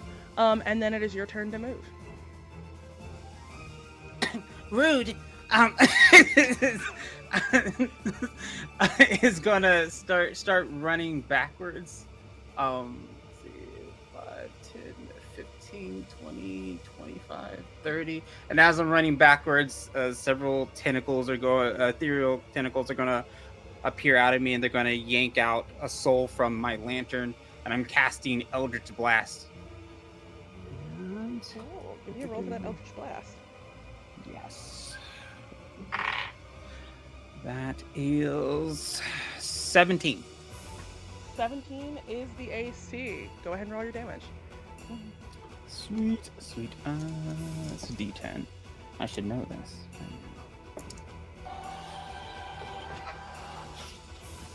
Wait a second. Why is my phone going off? That is 9 points of damage. 9 points of damage. Cool. And Alejandro, you're on deck. Estelle, do you have anything else you want to do for your bonus action? Do I want to do anything with my bonus action? I think I'm going Bonus to... action, cry. We already did that in the first half. Yes, I'm going to use, I'm going to cast Hex on the boy. You're gonna have hex on the boy. Do I need to Yes. remember anything because you have hexed me? Yes, you're gonna have choose one ability to have disadvantage on. I'm going to say you're gonna have disadvantage on Dex. On dex? Okay, so on dex check. Yeah. Yes. Copy. Yes. And you take D6 damage, and you're gonna take an extra 4 points of necrotic damage. Is that next time you do damage? It says you place a curse, you deal Yeah, an 'cause you did the extra hex D6 after on you the did your damage. Gotcha. Yeah. Yeah. Hex first, then damage. Keep that in mind. Yes. Um, Gotcha. that brings us to Alejandro. First thing I'm going to do is move the fuck back. I need to give you a little token for your duder. Yes, please. Even just So like we're a gonna little. say, I'm gonna give you a little shield. We're gonna Okay. ignore the fact that actually no, I can't give you that little shield. Hold on, because if I give you that More than shield, it happy gives to take things that away. little shield. So I need to give you another shield that doesn't have a name on it. Okay. Give me two You can place that next to Oats. Cool. So for Boop. my action, I will backtrack up, like to the 30 feet. But as I'm doing that, I'm shooting. What is it? I'm flicking my gauntlet, and a green spray of mist will be sent in the direction of the dragon. Can I have it make a dexterity saving throw of 13, please? at disadvantage because of 18. I don't think Hex applies 18. to saving throws. It's just for checks. just for Yes, checks. just for Well, checks. either way, the Yeah. first die was an 18. Cool. Okay, Thank you. so it passes, so nothing will happen. And then moving into my automaton to action, they will be standing side by side next to Oats, and they will be doing deflect attack. And the defender imposes disadvantage on attack of one creature it can see that is within 5 feet of it. So it won't actually be there. It'll actually be closer to the creature. So Ooh. Do you want to move it closer? yeah, I'll move it closer, and then Move it closer. yeah, and then that'll be our turn. Perfect. Oats, what you got at the bottom of the order? All right. Well, I'm gonna run at Dems. Wait, hold on. I think I got the movement. If I'm 5 feet short, I'm gonna be pissed. Yeah, Go get him out. you're like Yeah, I got 25 away, so you can get there. I've got 30. You got it, all right. buddies. Yeah, we're gonna put it right there, and then I'm gonna make an attack roll. I draw my great sword off my back, and then I'm gonna try to run it right through this great golden dragon. That is an 18. 18 hits? An 18 hits. All right. I'm gonna jam the sword deeply inside. Oat says, "I'm sorry, little guy," and then he twists the blade, and there is a gigantic eruption of golden energy that comes out of the wound as streaks of gold start marring the flesh on him as well. And that is a total of that's 17 damage. 17 damage. Did you pump a smite into that, just so I know? Yes, I activate my smite. Excellent. You're going to take 2 points of damage. All right. Got So it. you guys watch as Oats runs up to this dragon and pulls out their blade and digs it into the side and twists it with that divine radiance just sort of pulsing through Oats' body. But there's almost like a weird, like, how would the pain manifest on Oats? Where somewhere random on his body erupts out like a slice that is. It looks like it's being carved slowly with like a golden light. Perfect. Do you have anything else you'd like to do? That's my whole turn. Fantastic. Opal, what you got for me? I don't fucking know. What kind of both didn't work? You can do anything, bud. You could do anything. You said I'm you just firmly heard of the it belief- punching. Yeah, can you? Far. We love a short queen. Yes, yeah, we do. you're real far. Yeah, you've got like 40 feet away, Sweet Pea. Hey, guess how much walking speed I have? Oh, you're a monk. God damn it. Yeah. I'm gonna do that. I'm gonna do that. I can do that. Boop, boop, boop, boop. Fuck you. You're just gonna like World of Warcraft run up and punch a dragon? Is that what's about to happen? Yup. Respect. That is tradition. Respect. Respect it. Does a 21 hit? Bitch, yes. Fuck yeah. Listen, I've been lied to. So that's just an unarmed strike. So that's just gonna be 6 points of damage. No, 7, sorry. I can't math. Okay. Just It's only Casually. 7. only 7. And then I'm gonna bonus action unarmed strike him in the face. So I'm gonna rock him, sock him. Let's see if this one hits. It's even higher than the last time, like 20, 23, I think. Yeah, you hit my dragon. Okay, and then that's gonna be 9 points of damage with my unarmed strike. Jesus Christ. So what does it look like as Opal runs up and rocks the shit out of a dragon with her Rock'em fist? sock'em. Her fists are made of rocks.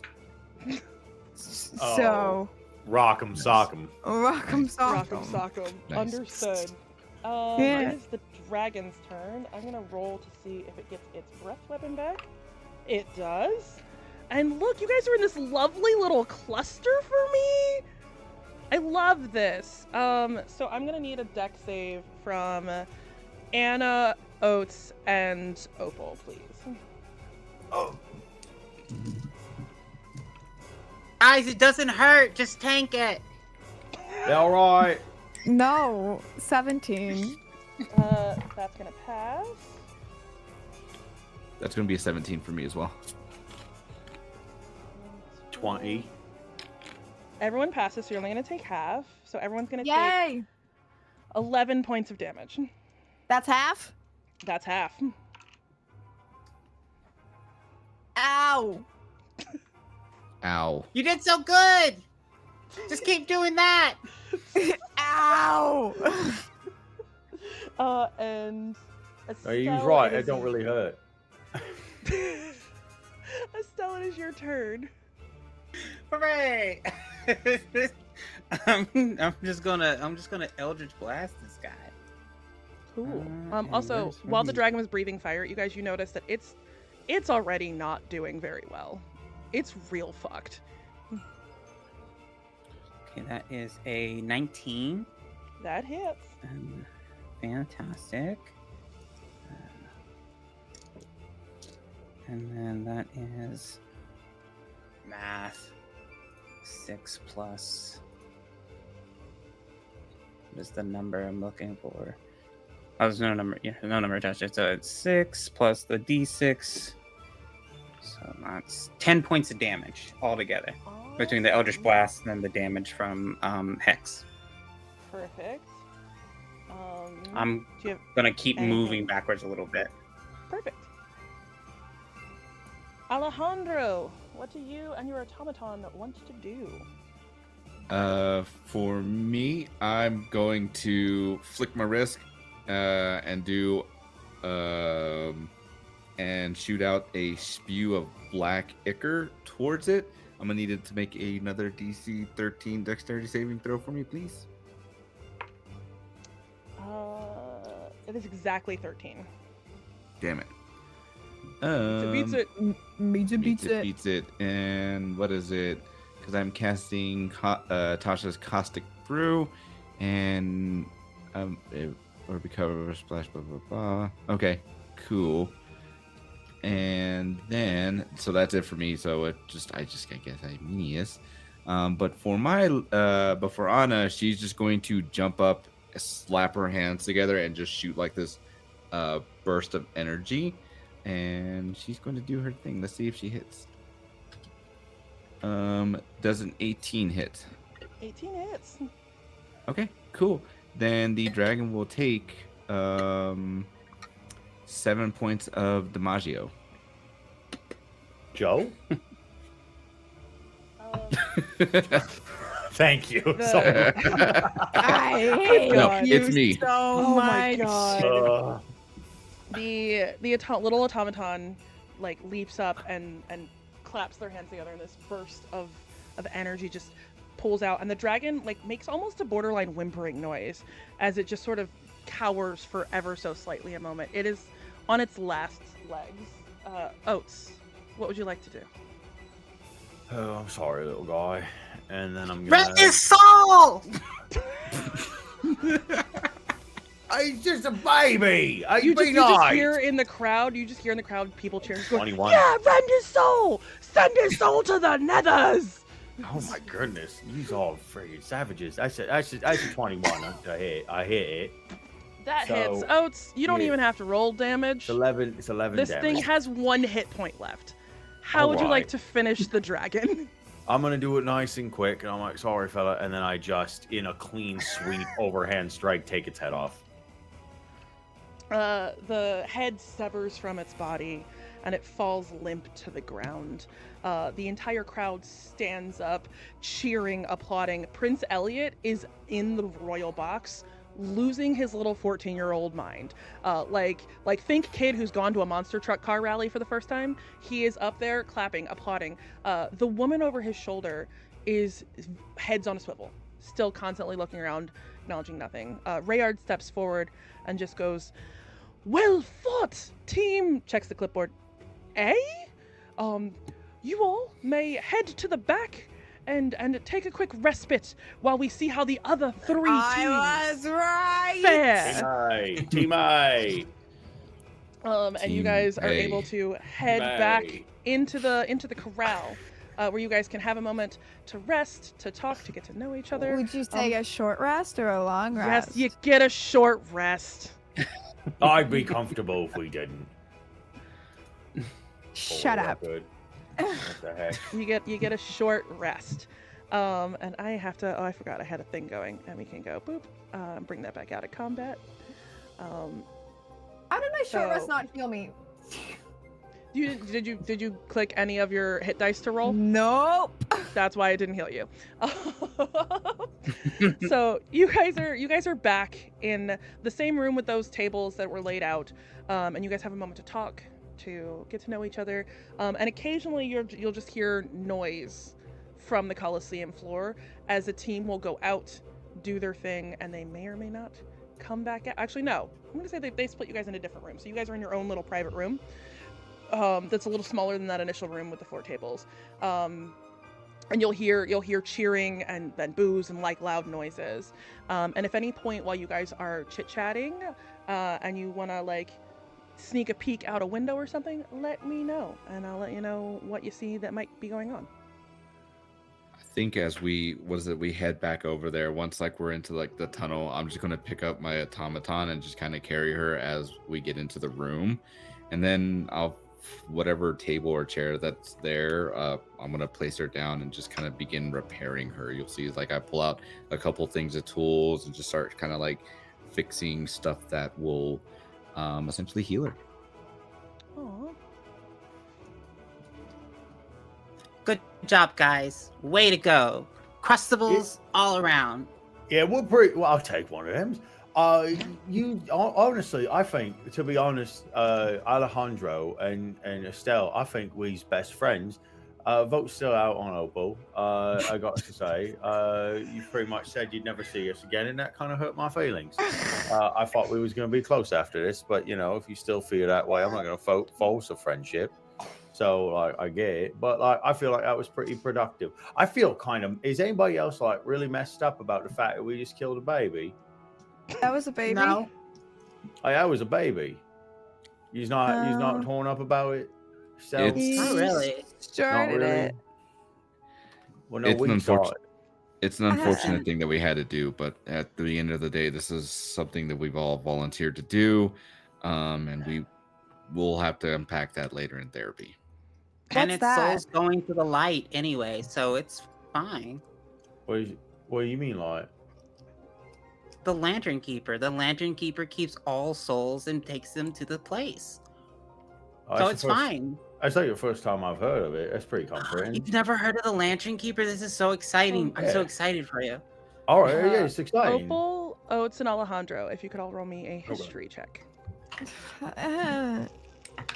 got to roll what? I'm so sorry. History, I ripped my please. headphone out. 17. Did you say 3? 17. I said it's free. I got free. Oh. Yeah. 22 for me. I rolled Um, rolled a 4. Sachi, I would say you've never heard of anything known as the Lantern Keeper. Whoa. Does that mean Oats- Sachi has time to go grab food that was just dropped off at the door? Sachi totally has time to go grab food that just dropped off at the door. Oats, that word means nothing to you, even less than Sachi. Justin, you've heard rumors of something called a Lantern Keeper, but like it's not like an official thing. It's kind of like something that it's sort of whispered about in like sort of culty kind of followings and kind of ways. It's not like of the major gods and lords and things that you've heard of, you've never heard this. Like, it's never been mentioned in those same, like, echelons. I think when I hear that, I will like stop turning a wrench for a brief second before I continue on with what I'm doing. Clocking that for a later day. Well, Yeah. I like it. I like the idea of it because it's like, what I know is there's like a great god of agriculture, and it's like, okay, well, when everything's done and you're dead, it's like you turn into dirt for the worms, or the worms turn you into dirt, like one or the other. And so, truly, that sounds kind of crappy, if I'm honest, compared to like going back to a light and there's like a person there. So, frankly, sign me up. Yeah, no, definitely. Yeah, when your soul leaves your body, you will join the great eternal flame, and you will help light the new world that'll come later. It sounds right. That sounds right. Brilliant. I like it. I think we're really gonna be good friends. I think so. Yeah, we just got a good vibe off you. You like Crustables, I like Crustables. We both love have Crustables. Yeah, they're so good. Very good. Both deep respect for the Lantern Keeper. I think. Can I hug you? Is that allowed? Can Oh you my hug? God, bring it in. I'm a hugger. Yes, yes. Oh my Yeah, God, absolutely. that's physical contact. This is exciting. You're all so huge. Opal's This is taking a crazy. nap in the corner. If you're not Opal and taking a nap in the corner, go ahead and make me a perception check. Sick. I'm gonna say Estelle and Oats, because you're hugging. I'm gonna need you to make it at disadvantage because you guys are having a moment. You're not fully paying attention. That's fair. That's a 5. That's an 11. That's a nat 20 with a 3. Hey. Alejandro is the only one who clocks almost, you know how like when you're in a big stadium and there's like a everyone sort of catches their breath at the same time? You hear that sort of noise from the stadium where there's a large like gasp, and then there's silence, and then you hear a loud roar. Oh, unfortunately, it sounds like we may have lost some people. Oh, that's unfortunate. Could you tell who? Was it the Todds? It's You probably can go the take a Todds. peek at the door if you want to go take a Let me peek at take the a. door. Let me get. Well, Okay. well, yeah, that makes sense for the guy with one eye. Hey, could you take a peek, Alejandro? Yeah, definitely. Come on. Could Please you, and thank Oats, you. Oats, if you can, do me a favor. I'm gonna hand you like a cloth. You're like, can you? There's a spot. Could you? I'm finishing up with that. Can you just Well, make sure that on- that gets off? On Anna? Yeah. Yeah, off of her course. plate. Oh my Yeah. God. Spotless. Okay. And then I'm gonna go take a look. What do I see? Looking out the window, you see it is in fact Team Todd.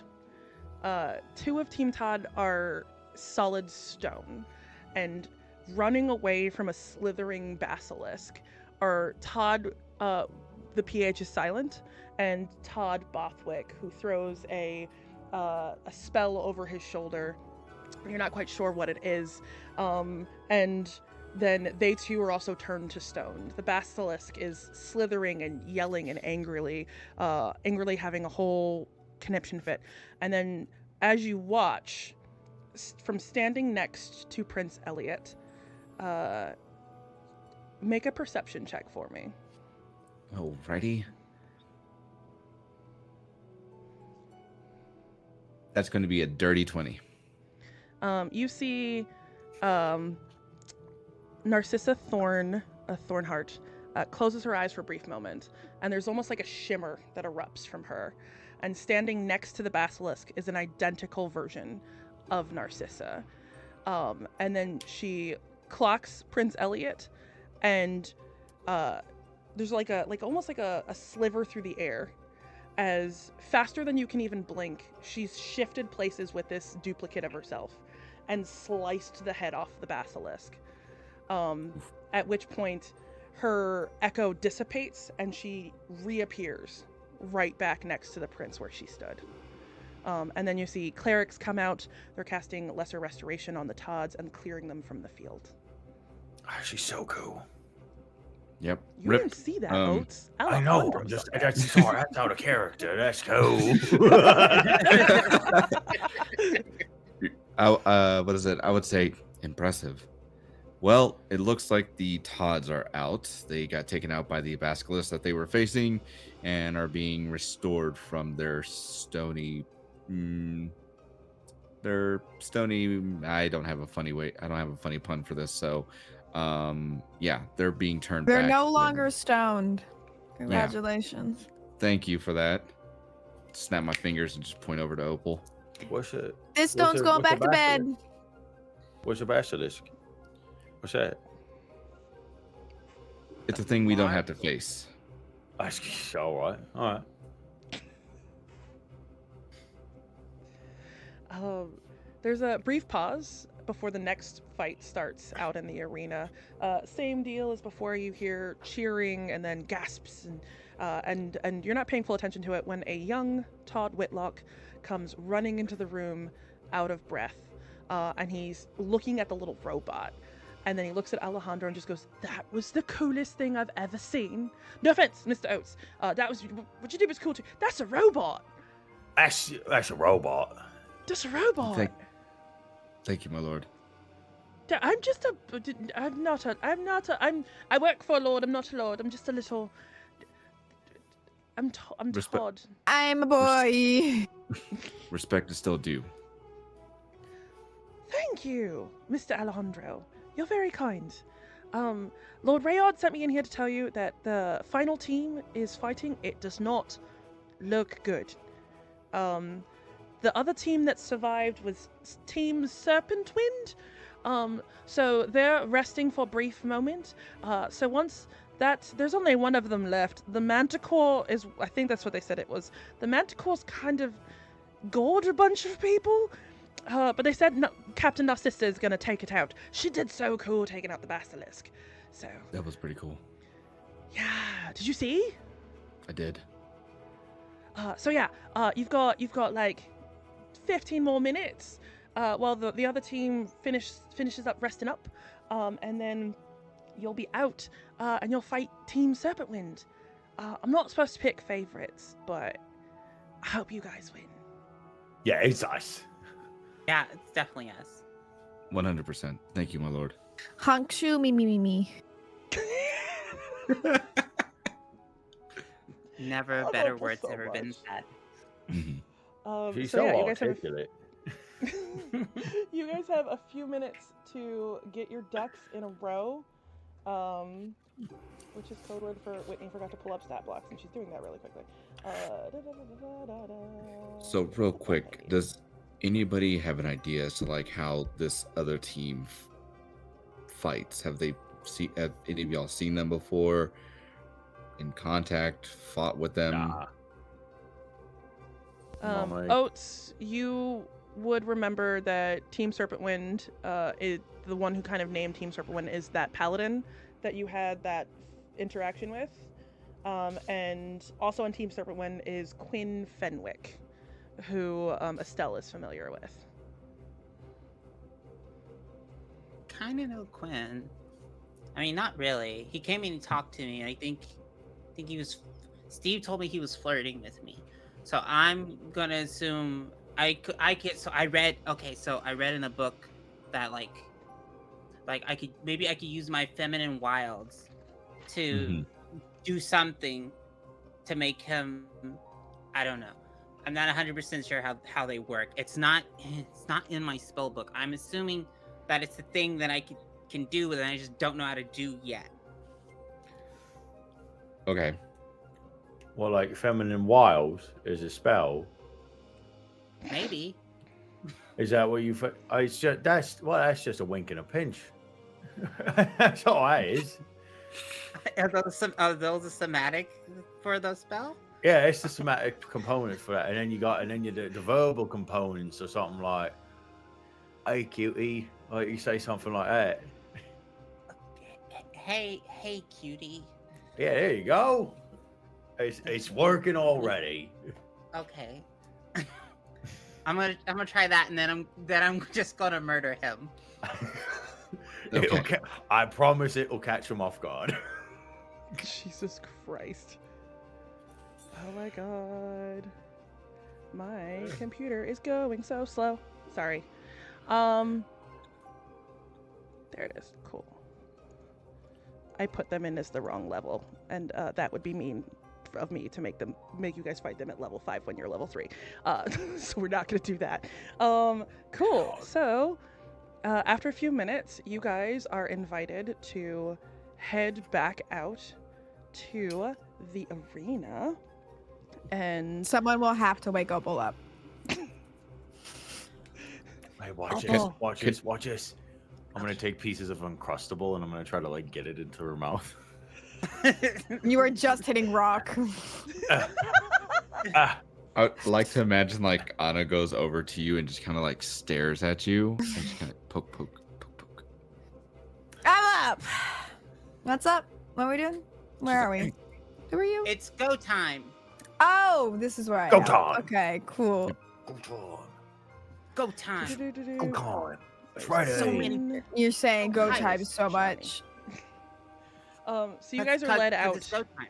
You guys are led out to the cage where your dragon had emerged, and just sort of put behind that cage. And across from you, behind the other cage, you see Team Serpent Wind, made up of Quinn Fenwick, Emmeline Serpent Wind, Gamzee Frostmail, a little female dwarf cleric, and then there's a little halfling named Johnny. His name's Johnny Four-Eye. Johnny's mine. Johnny Four-Eye. So yeah, you see a male halfling, a female dwarf, and then for Opal and Alejandro, you would see a female human, and a male half-orc, and that is who is on the opposite side of the field from you. And they're just sort of like making eyes at you. They look pretty like they haven't really exhausted a bunch of resources or anything. And then if you had asked Todd before you left, he would have told you guys that they fought a manticore. Good job making it to the finals. I'm gonna be very sad that we have to kill you. It isn't gonna be fun. Estelle's right. Like you could just give up. Like this doesn't got to get ugly. No, we have to kill them. They can't give up. Oh, all right. Emil- Estelle Emil's says we got to kill you. Opal's just silently holding her hands, not even like menacingly. She's just like, okay. Team A. Emmeline Team A. Emmeline's clocking Oates' face from across the room, and she just looks at you and doesn't say a word and just takes her thumb and just goes, Hey, is this guy bothering you?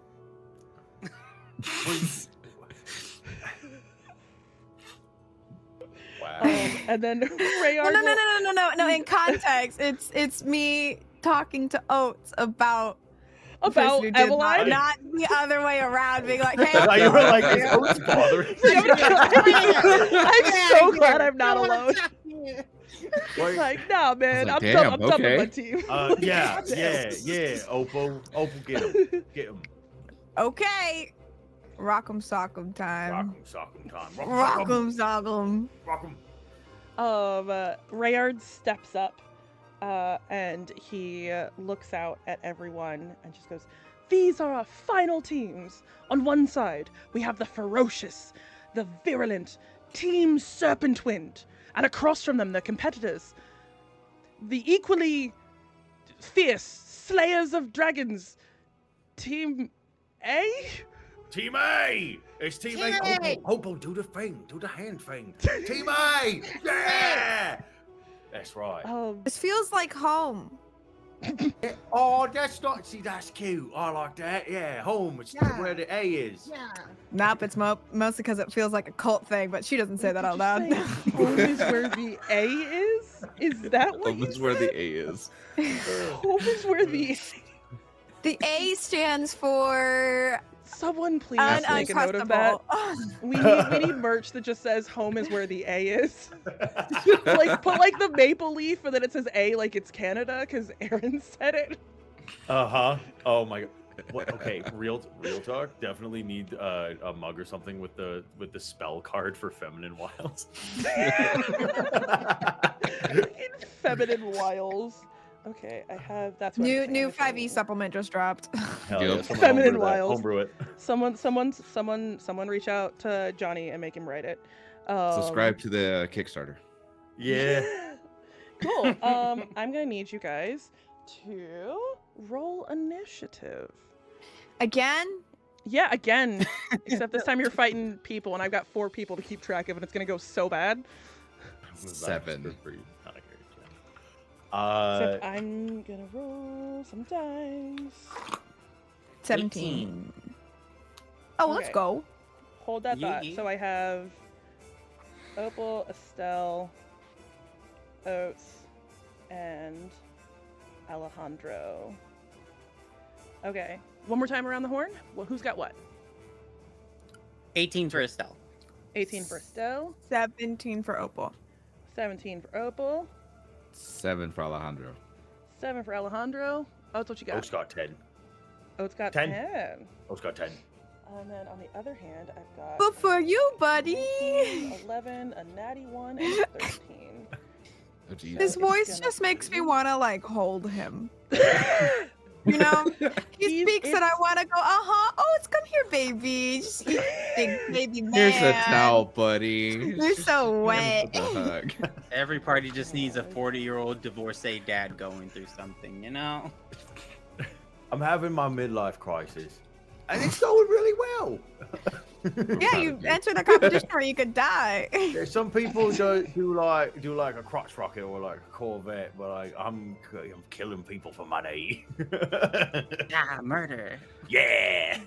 Yeah. Yeah, murder. There's Oats, and then Alejandro, and the Johnny's going dead fucking last.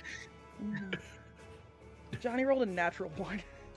No. It was real right. bad. Okay, With Johnny. Emmeline Serpentwind got the highest in the initiative order. She immediately is gonna clock Oats. She is a Come on.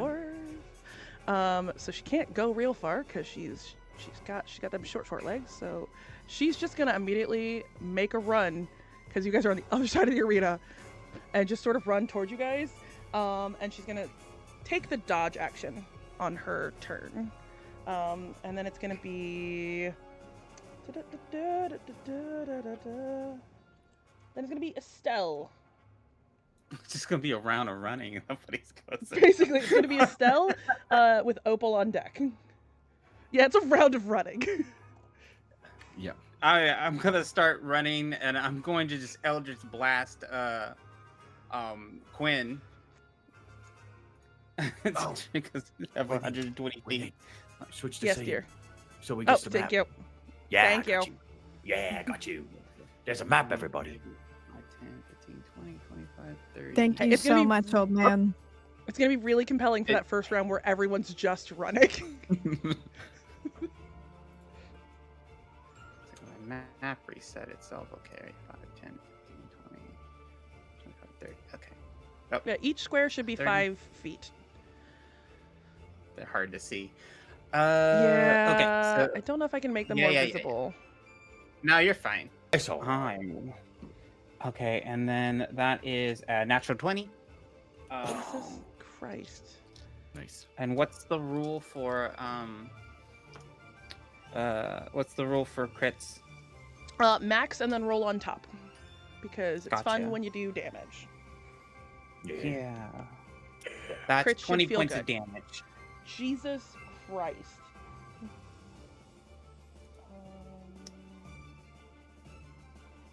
Cool. So you throw an Eldritch Blast at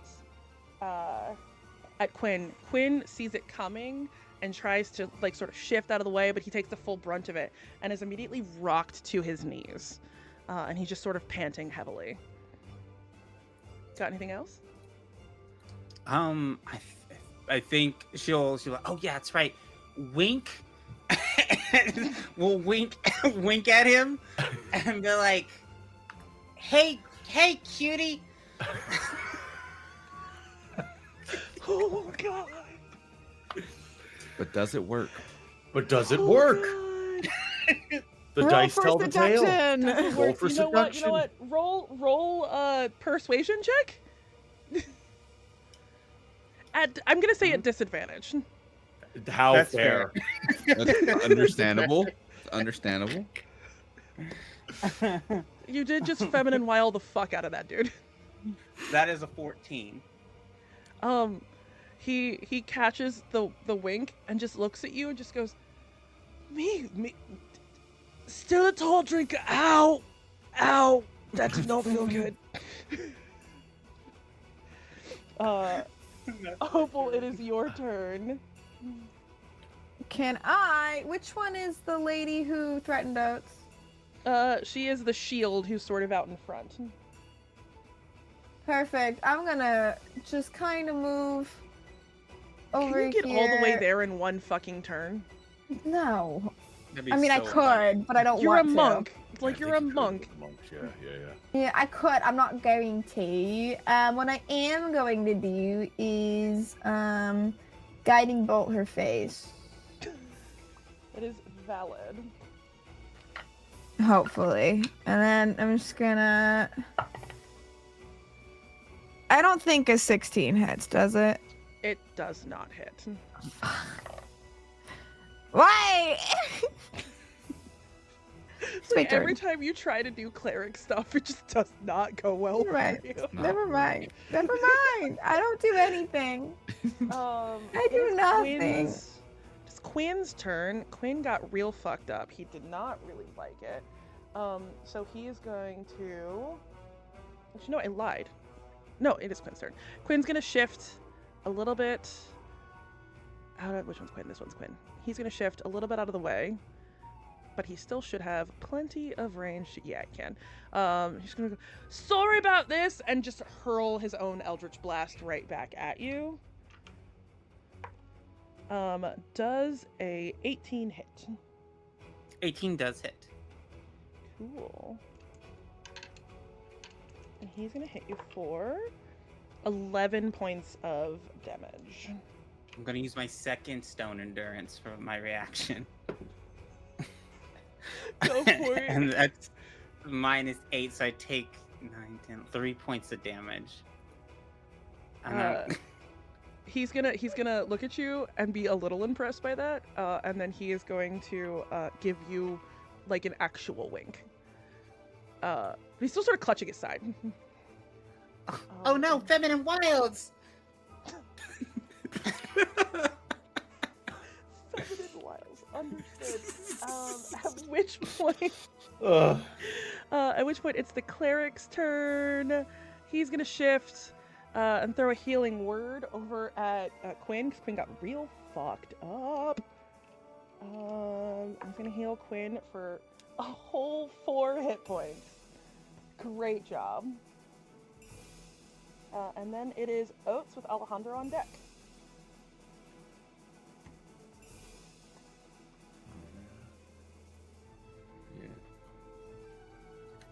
Oats draws his sword and then he runs, and that's his whole turn. Okay, I'm done. It's a valid turn, Oats.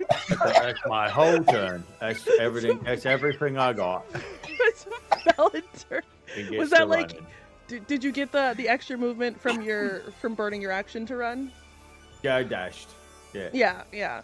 Yeah, I dashed. I got my double movement. That's You all did I good. got. You did good job, Oats. You did so That's good. what I got. I job, got no Oats. right. I could have threw my sword, but like that seems ill-advised. Little bit, Probably. Yeah. Alejandro, what you got? Oh, I forgot to give you back your little dude. Here's your little duder. Yeah. Cool. Me and Anna will make our way over here, because that's as far as we can go. Would I have been able to have seen the cleric doing clericy things? Yes, you probably would have seen the cleric doing clericy things. I forgot the cleric needs to take 3 points of damage because they did clericy things. Cool. Then I will kind of like, as I get there, I'll flick my wrist again, and out of my glove, the same green mist will shoot over there, and I'm going to need them to make a dexterity saving throw of 13. Cool. That is 17 on the die plus a bunch of stuff. Damn it. Okay, then nothing will happen, but I will stop. My little duder will essentially keep going, but for all intents and purposes, that's our turn. Copy. Next is going to be the fighter. I don't think he can get to you, Oats, because he's a halfling, so he's got 25 feet of movement. So I can probably get Loser. 50 feet. 50 Slow. feet.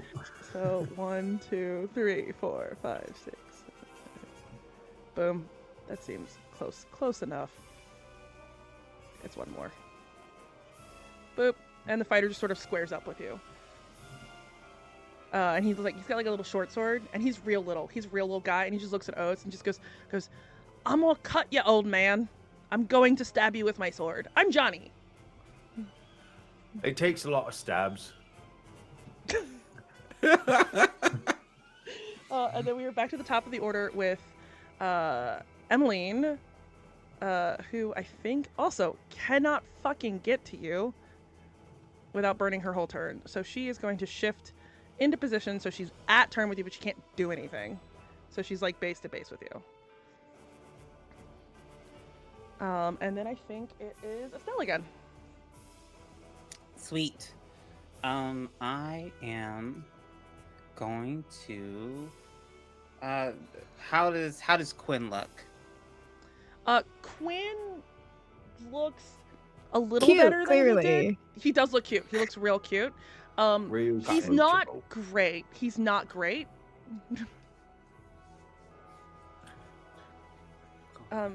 You also would have been informed that this is again a battle to like down. You don't have to kill them. Gotcha. So murder. Yes. Like before you start like sucking souls. Yeah, but We're not What hearing a if? no. Okay, I'm gonna do something for the bit. It's gonna be fine. I love it when we do things for the bit. Okay, so who's the lady that's next to Oats? What's her name again? Emmeline. Emmeline. I'm with this newfound knowledge about feminine wilds. I'm going to attempt to woo her by using vicious mockery. So I. What do you need from me? Well, first I'm gonna cast Hex on her.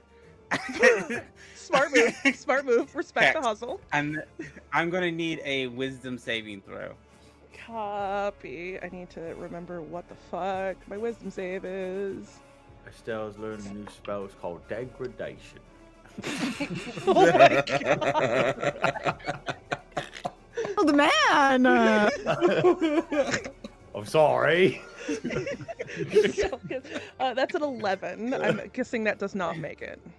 That does not pass. So Great. Estelle is going to try to hike up her skirt a little bit and look over at her and be like, Hi, cutie. Wink. and You say send the it word out. wink. Yes. I need you. Yes. Cool. Ameline's gonna look at you completely confused and does not understand what you're trying to do. And then she's gonna take. So she takes a D6 or whatever. So she's gonna take 3 points of damage, as well as because I forgot about the D4 for the vicious mockery. So altogether, she's gonna take 5 points of damage, and she's gonna be at disadvantage for her next for her next roll, I believe, or until the turn's over. Let me double check the language. I always forget. Have disadvantage on the next attack roll it makes Copy. before the end of its next turn.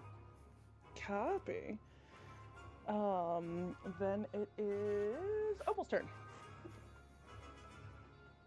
All right.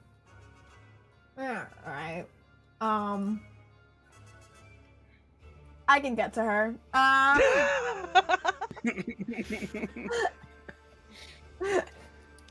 Monk, baby. And then I'm gonna punch her in the face. Within. Respect. Well, That's the move. yeah, does a 16 hit? No, it doesn't. Does it? No, it doesn't. Alright, it's okay, because I'm gonna make an unarmed strike. My bonus action. Does a 17 hit? 17 does not hit. I just Damn. punch her and do nothing. So she sort of shifts out of the way of your punches and just goes, I get that I'm a dwarf, and like I'm little, but like go pick on someone your own side. You're not worth my time, dear. She's gonna turn back to Oats. Oats, kill her.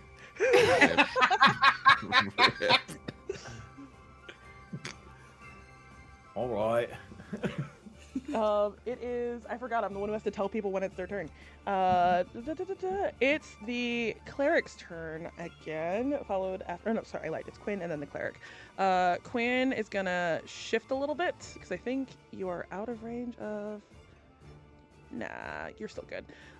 He's gonna focus in on Estelle again, and he looks a little hurt that you tried to flirt with somebody else.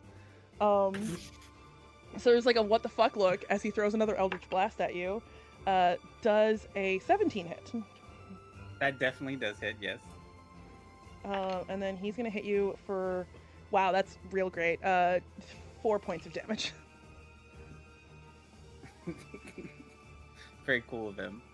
He did a great job. He did so good. He's sort of whimpering. And then the cleric is going to throw a guiding bolt, I think, on Oats. I think I have the. Yes, I do. So I'm gonna hit you with a guiding bolt. I wouldn't. Dirty 20 to hit. Yeah, that hits. And then I need to look up what the spell damage is because I didn't write it down. I think it's 4d6.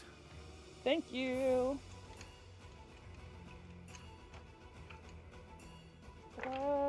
It's gonna. Oh, that's not great. 16 points of radiant damage. Might work. And then he's gonna sort of shift, shift back, sort of near Quinn in case Quinn gets fucked up again. And then I believe it is Oats' turn, with Alejandro on deck. All right. I look at the dwarf woman, at Emmeline, Serpent Wind. I say, I'm sorry. It really didn't have to go down like this, and I'm gonna try to hit her with my sword. Do it. And it's, oh Jesus, that is a natural 20. That's max. Wait, I'm gonna pump a smite into that. It's gonna be max on the dice and then roll on top. So like all the dice, right? Like yeah. So it's usually max for your crit, smites, and then you're gonna roll on Okay. top. It's gonna be nasty. It's gonna be real nasty. It's dirty. So that's 34 to begin with before I roll dice. How many Yeah, smites gonna are you be- putting into this, or like Just what level one. smite? I can only put one. I only got level 1 spell, so it's just Okay, 2d8.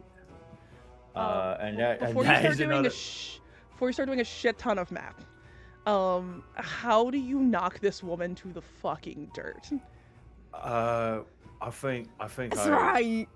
I think I'm gonna I'm gonna like lean back with my sword like this, and then I'm gonna send her a boot to the gut, and then I'm gonna slash her all the way down the section. And as she's on the ground, with me over top, with my sword planted in her clavicle, that's when I blast the smite in. So she's on the ground, she's been cut, and then I activate the holy power, and it just burns out the wound. And that's a total of 57 points of damage. Oh, okay, Damn. fuck. So, yeah, you Thank- killed her. Is that not on double purpose. her health? It's Like, double her health. Yeah, that's double her health. She had 28 hit points. Oh, Shouldn't ask for Rip. smoke, Oh. love. So she just like looks up at you, and there's like a thing that you haven't seen from this woman, where with a look of fear, as you just watch the life leave her eyes, and she just sort of like collapses into the dirt, blood pooling from her at your feet. And while got that her, Opal. happens, So I you was take joking. 4 points. You take 4 points of damage, Aaron. Yeah, you see the As scars another open up on my slice neck, opens up on your gold. arm. Oh, or arm, whatever. I'll take it. Yeah. I want it on your arm. All right, that's fine. That's fine. Yeah. I look at Opal. Got him.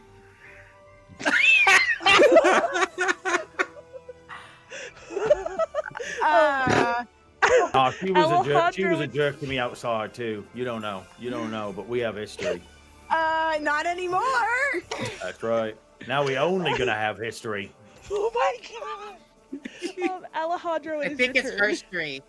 Herstory, sorry. Yeah, well, they should take her to the hospital. Yeah, go with that. You lost it. You had I it and lost. you lost I it. had it and I lost it. It's a D20 reference. It's all good. Alejandro, take your turn. Absolutely. I'm going to shoot a firebolt over towards the cleric. That's a dirty 20. That's gonna hit the cleric.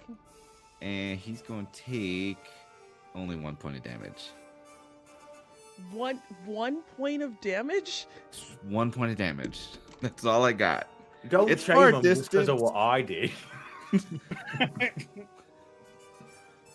It's far Excellent. distance, and then on top of that, like, that was a cool sight. Oats, the fighter's gonna look at you, and they're a little pissed that you just took out their leader. He's gonna come up square with you. He's gonna hit you for 2 attacks. It's gonna be an 18 and a 19 to hit. Those both hit.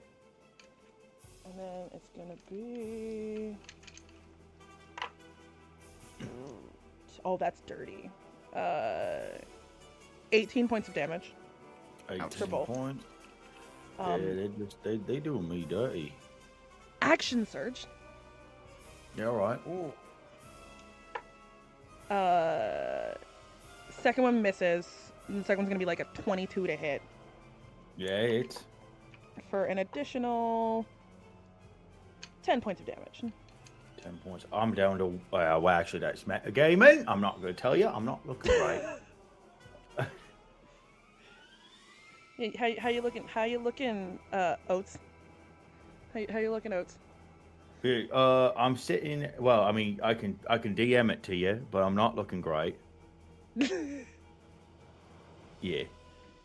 Understood. Yeah. It is. Whitney, by chance. I Can- forgot you, Alejandro. I Yeah, skipped you. It is your turn. If you want no, to it's interject before I fuck him Yeah, up. yeah. It was my steel Anna's turn. defender's turn. Yeah. Yeah. So Yeah. Anna will rush on over, and jump up over the body and come down for her attack on the fighter. Bring it. But I don't think a 9's going to hit. A 9 is not gonna hit. Cool. And then as it goes in for the attack against Oats, she's going to use her reaction to cause the deflect attack, so impose disadvantage on the attack. Copy. On all of them or just one? It says on the attack roll of one creature it can see within 5 feet, provided the attack roll is against a creature other than the defender. So, yeah. Cool. Then it still would have hit. Damn. Sorry. Yeah. It was a I good tried. try. Yeah, that was a good I'm try. awake. And then it is Jesus. Copy. Heard. Okay. And then it's gonna be no. Ameline's dead because Oats killed her. So it is Estelle's turn. Okay, I'm gonna try to take out Quinn. I'm going to move Hex over to Quinn. I'm gonna lock eyes with him, and I'm going to cast Eldritch Blast on him. Understood. Yeah. And math is hard. 15. 15 hits. Okay. That's exactly his AC. And- Beautiful. And then it goes together. That is 7 points of damage. Awesome. Cool. He does not look great. Like real not good. Erase the Are you gonna give paladin, up? Dead. If I give up, do I get to go on a date with you, sweetheart? Yes. Oh, then fuck yeah, I'll give up, and he'll just take a knee.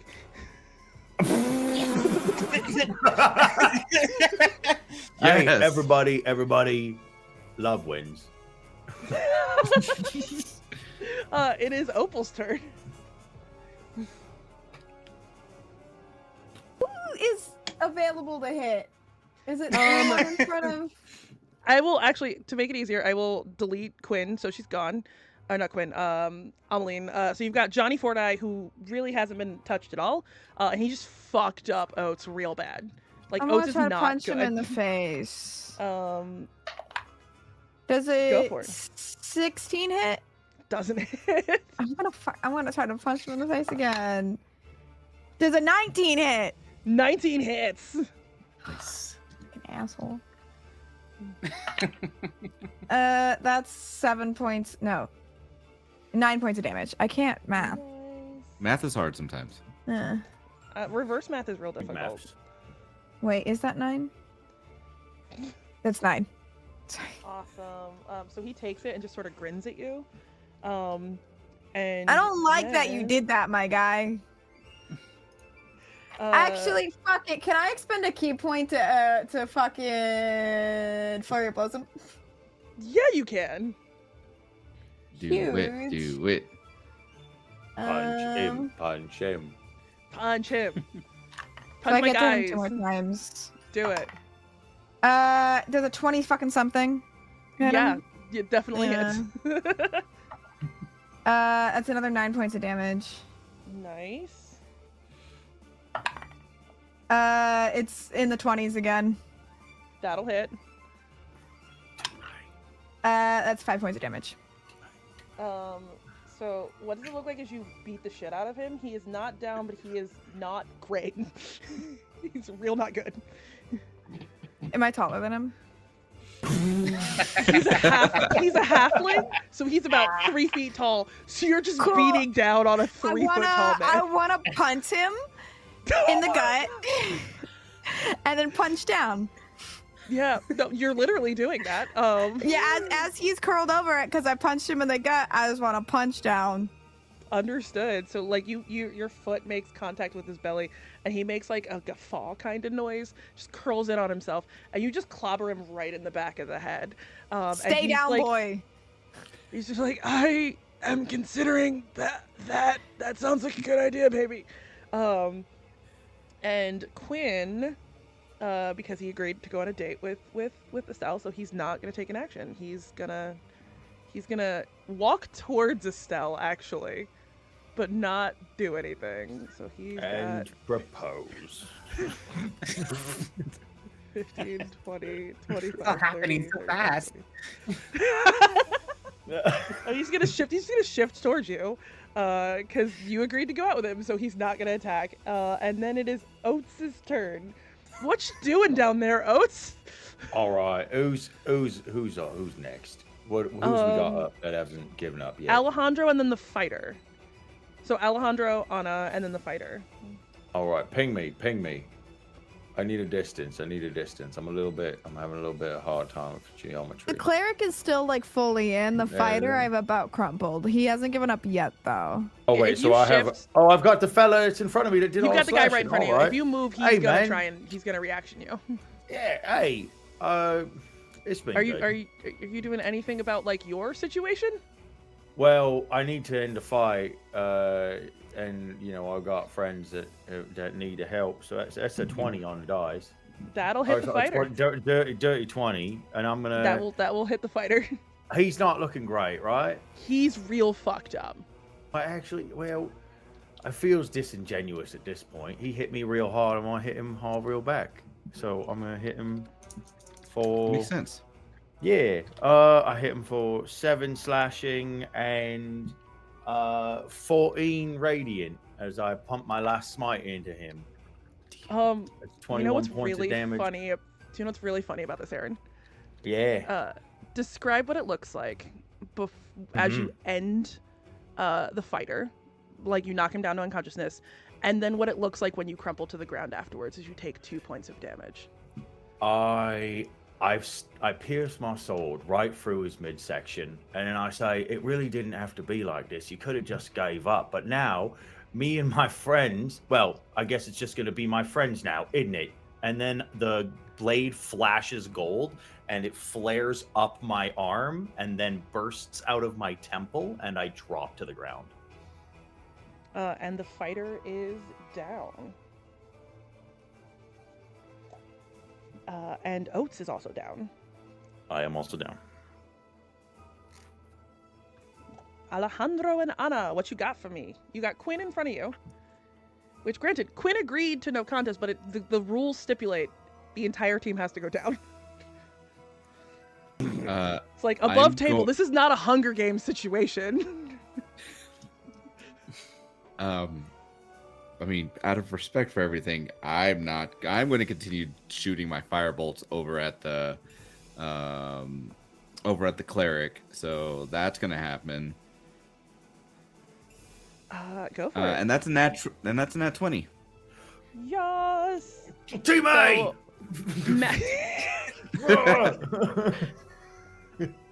Max damage and then roll on top for me, darling. All right, bet. Yeah, so that's 13 points of damage as I clock in, eyeball it, let out this firebolt out of my glove. And then how much damage was that? Ooh. 13. 13. And then Anna is going to head over to Oats and just kind of give him like a gentle tap on the face to try and wake him up. Is it a healing tap? No, it's just a tap. So yeah, you're unconscious, Oats, and just a large metal hand smacks your head. Do I need to make a death saving throw? No. Oh yeah, all right, it's all right. It's like, wake up, buddy, wake up. That brings us back to the top of the order and Estelle with Opal on deck. Okay. The last person's the cleric, right, in the back? The cleric and Quinn are still both up. Okay, I'm gonna respectfully move away from Quinn. 10, 15, 20, 25, 30. And then how close am I? Can I get to... Okay, yeah, it's close enough. I am going to cast Witch Bolt. At them. See more tentacles than usual begin to like spurt out of Estelle as they kind of create like arcs of lightning around them as it kind of a bunch of souls get pulled out of their lantern. What color is it? It's like a teal green. Ooh, I like that. And then that is a 21. That'll hit.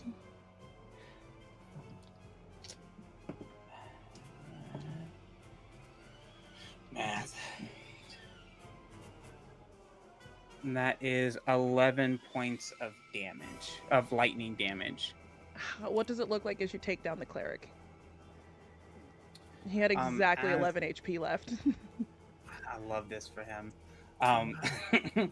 As they get shot with lightning, it's gonna arc and sort of spread its way out towards them, running into their chest, kind of causing their back to seize up on all their muscles as they drop to the ground.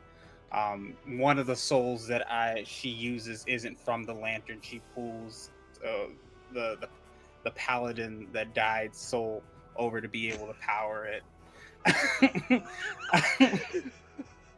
So those of you who are standing, so that means everyone but Oats, watch as like Estelle reaches out her hand and you just see the life force from Emmeline sort of raise up and wrap around this tentacle as it shoots out towards the cleric and wraps itself around him and he collapses to the ground. Opal, it is your turn. There is one combatant left on the field. Is it the fighter or the dude who's going on a date? It's the dude who's going on a date. I'm gonna go over and punch him. I didn't agree to a date. It's not my date. What do I care? That's a 17 to hit. 17 hits. That's 6 points of damage. What does it look like as you clock him into unconsciousness? Single life suits you better, buddy. And then I'm gonna knock him out.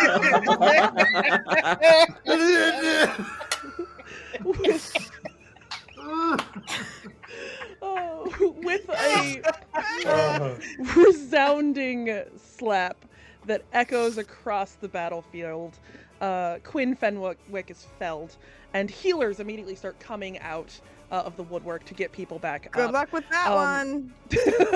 Rayard takes to the edge of the stand as Oats is stabilized with 1 hit point. And he just goes, Jesus. the ferocious and excellent Team A is our victors! Team A! Where's my money? Oh, God. Team A! Thank you all for attending the gauntlet. And we will be having a reception for our victors after this. Victors, I will see you shortly.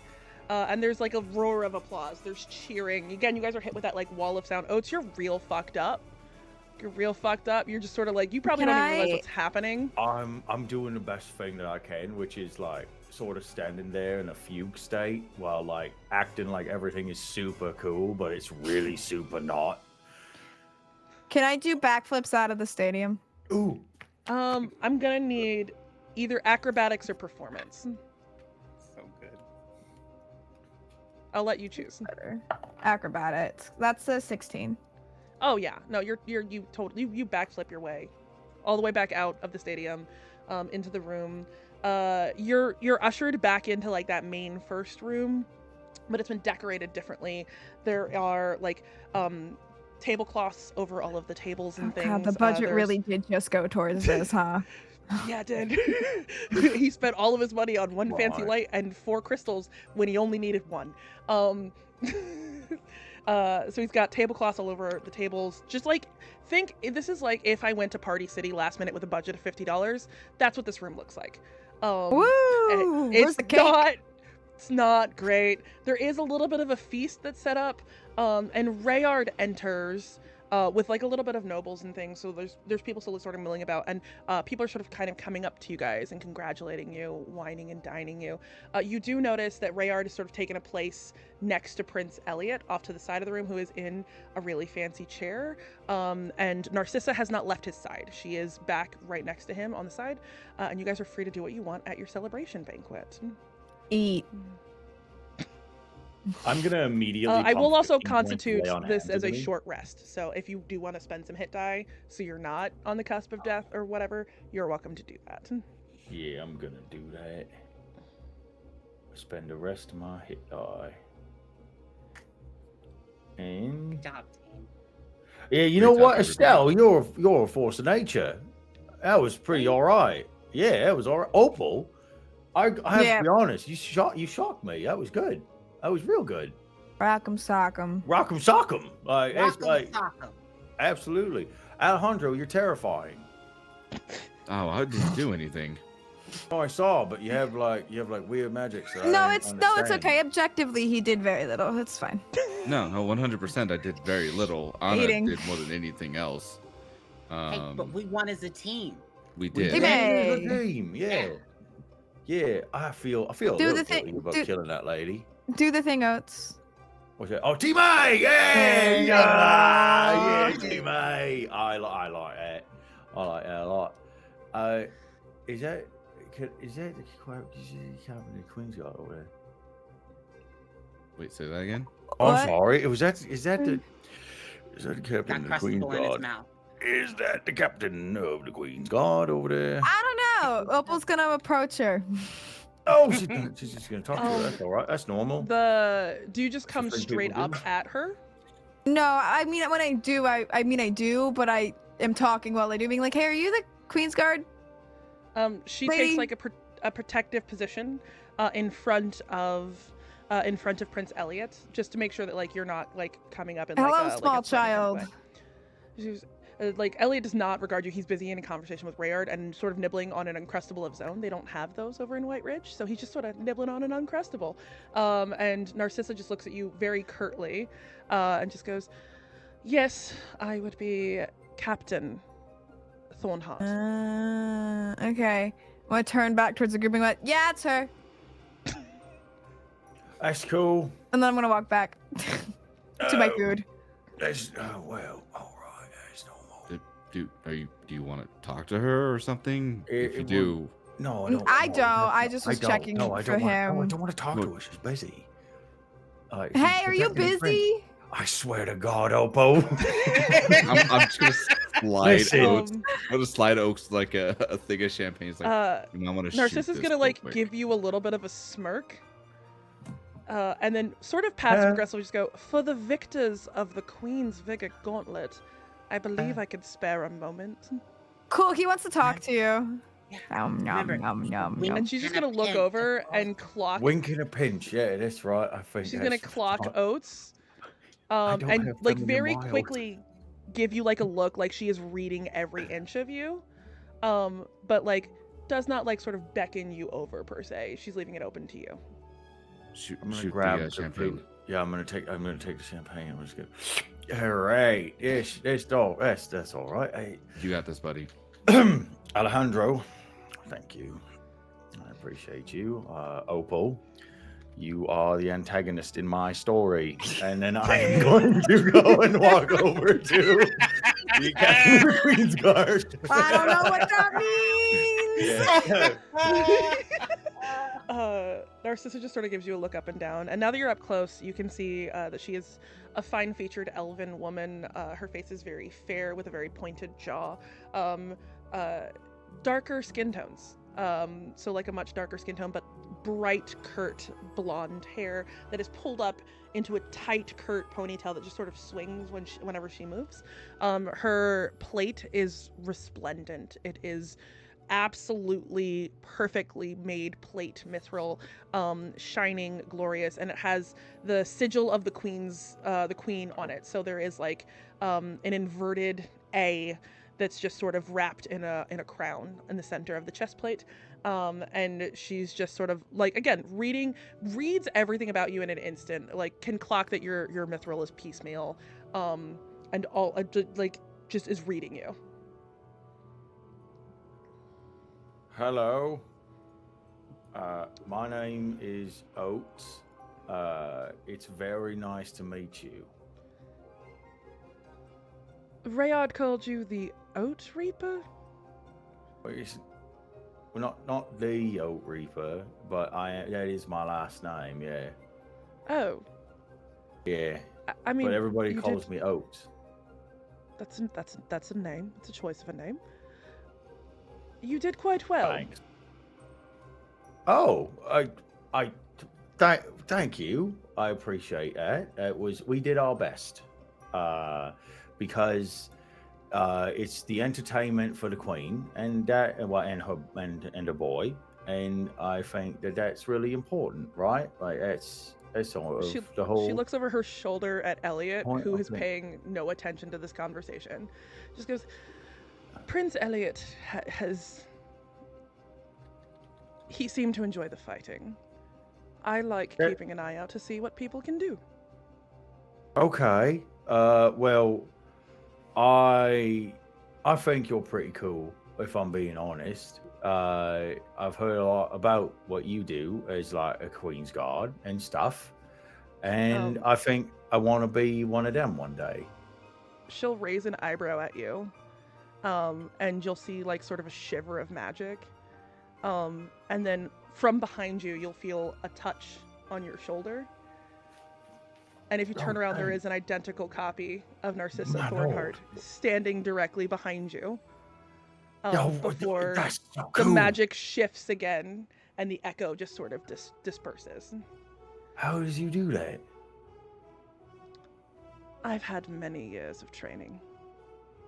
I've had like 3. So there's a hint of a smile, and she will clasp a hand on your shoulder. Just say, I entrust that you'll be able to get your team to the capital to collect your prize in one piece. Oh, it's Opal's team, but yeah. Oh, the punchy one? Well, she's the smartest one of us. For sure. Well, then to Captain Opal. I hope Captain Opal brings you to the capital in one piece. Right, Perhaps yeah. we could discuss your aspirations. I have a high I have a high standard for people I allow into my ranks. Right, of course. No, that makes perfect sense. You know what? I've taken up a lot of your time. It's been absolutely lovely to meet you. I'm a big fan. I just want to say that I think that you're doing one of the most important things in the world, to be completely honest. And I just think you're nice, and it's been good. I'm gonna. I hope I Before see you in the leave- capital. Before you leave, can you make me an insight check at disadvantage, please? At disadvantage, yeah, absolutely. It's a disadvantage. Can I make an insight check from across the map as to how this is going? Yeah, you can make an insight check as to how it's going. Can I Right, join in on oh, that? Just watching You that. absolutely can. That's a Wow. 2. It's a 2 on the dice for a total of 1. Good God. Yeah, you're completely overwhelmed by just this person who you grew up admiring, watched them in the capital with the queen, had heard legend of her legendary fight with a boar where she too also lost an eye. There's a scar going across her face where she doesn't wear an eye patch to cover it. It's just a whited out eye on the opposite side of her face from you. And you're just overcome with just like how, for lack of a better word, cool this person is. I'm very enamored. Yeah. Yeah. Absolutely. Sachi and Justin, what did you guys get for your insights on how it went? You got a 2? 12. 2 guys. 12. Alejandro gets nothing. Can't really tell. Opal would get that it didn't go bad, but like not much more than that. Oh, poor Oats. Like it wasn't really bad. It wasn't really bad, but like it wasn't like that's about as much as you can glean it. She's a very what's the word I'm looking for? Stoic kind of person, and doesn't let her emotions be read. Not ready for, too busy with work. That's what I tried to talk earlier. You know, she's a working lady. I get it. She's a working lady. At this point, Rayard will come up to the group of you, and just like big cheery smiles. Has swapped out his coat for yet another ridiculously embroidered coat, his third of the day. Hey, buddy, and you just really sort of- got to work on your budgeting. Excuse me. Do you want to have a wife by the end of the year? Opal. Marigold and I Opal. are quite happy. We are in Are you love. sure? We've been married for so many years. We have children together. I don't know what you're implying. No, I didn't really imply. I just said that you're gonna lose your wife if you keep spending like this. We have plenty of money. This was all. I used the budget that I was allotted. And how I use Insight it check. is.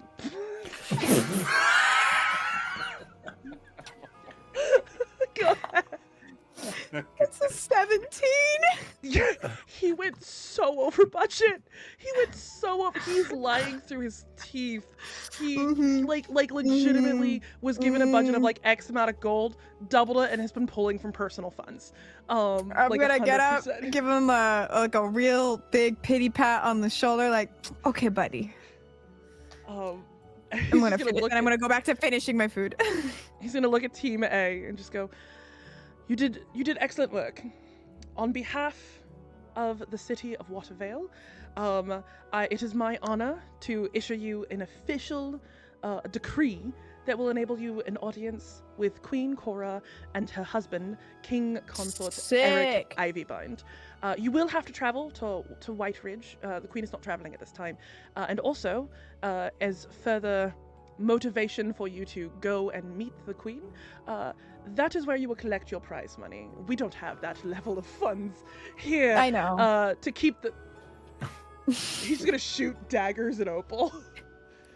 Oh, well, let him so- finish so- before you start thrown the truth at him. You will, depending on when you'd like to start your journey, we're happy to cover your night's stay at the Thrice Burnt Inn for a day or two.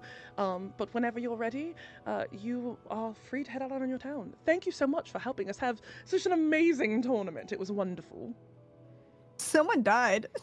I had a good time. They're gonna bring her back. We had I revivifies. don't think they can. We had revivifies on set, and that like it's at that moment you see like if you look down like the door, someone walks past like with a stretcher that's still got Emmeline's corpse like on it because they tried to bring her back and there was no soul to bring back to the body. Estelle's gonna open the little door on the lamp. Go.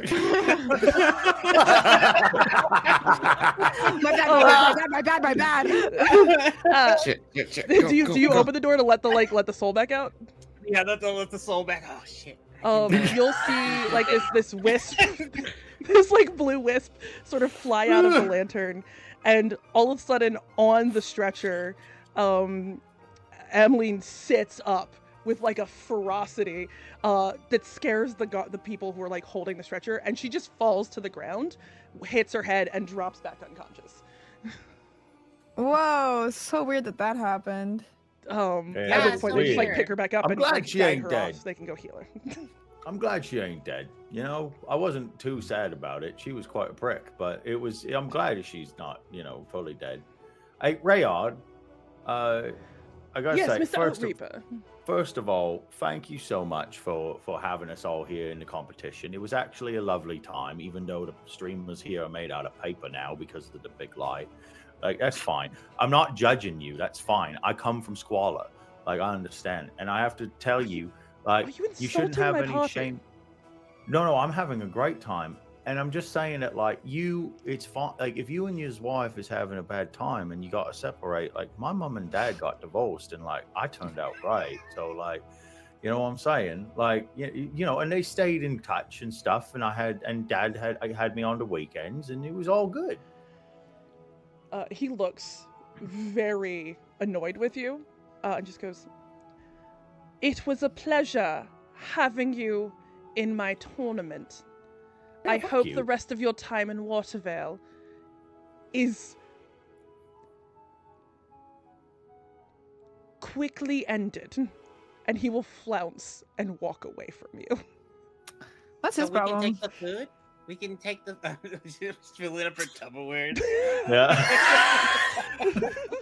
Are you I guys think taking the food? Tupperwares? Oh my god. So I think that would actually be Fantasy Tupperwares. a genius idea to do. And I like him. We will pull back from this moment, from this revelry and intensity, leaving the cheers and celebrations to fade into the evening's parties as a different scene unfolds far across the country. A large, imposing castle stands majestically over a calm bay. Its banners of red, shimmering gold and black flutter in the evening's light winds, a stark contrast against the sky. On a balcony, fully veiled and tightly gripping the ornate banister, stands Queen Cora Ivybind. Her posture is nothing short of stoic contemplation and perfection, eyes fixated on the waters below, the air thick with anticipation and a sense of weight hangs around her. From behind her, an older man, adorned with an elaborate crown, steps through heavy, gothically carved doors. His movements are deliberate as he approaches her with a slow pace. Leaning in, he whispers into her ear, his voice a low murmur, before gently kissing her veiled cheek and turning to retreat into the shadows of the castle. A heavy silence shrouds the balcony as she stands motionless for a moment. Then, with a slow grace, she releases her grip on the banister. Without a word, she turns to follow him inside, leaving behind a small drip of black ichor that slowly trails down the ornate rails. And that is where we will leave it for tonight. Thank you all for joining us, and we will see you in 2 weeks. Have a good night, guys. Have a good night. Ah! Bye. I had the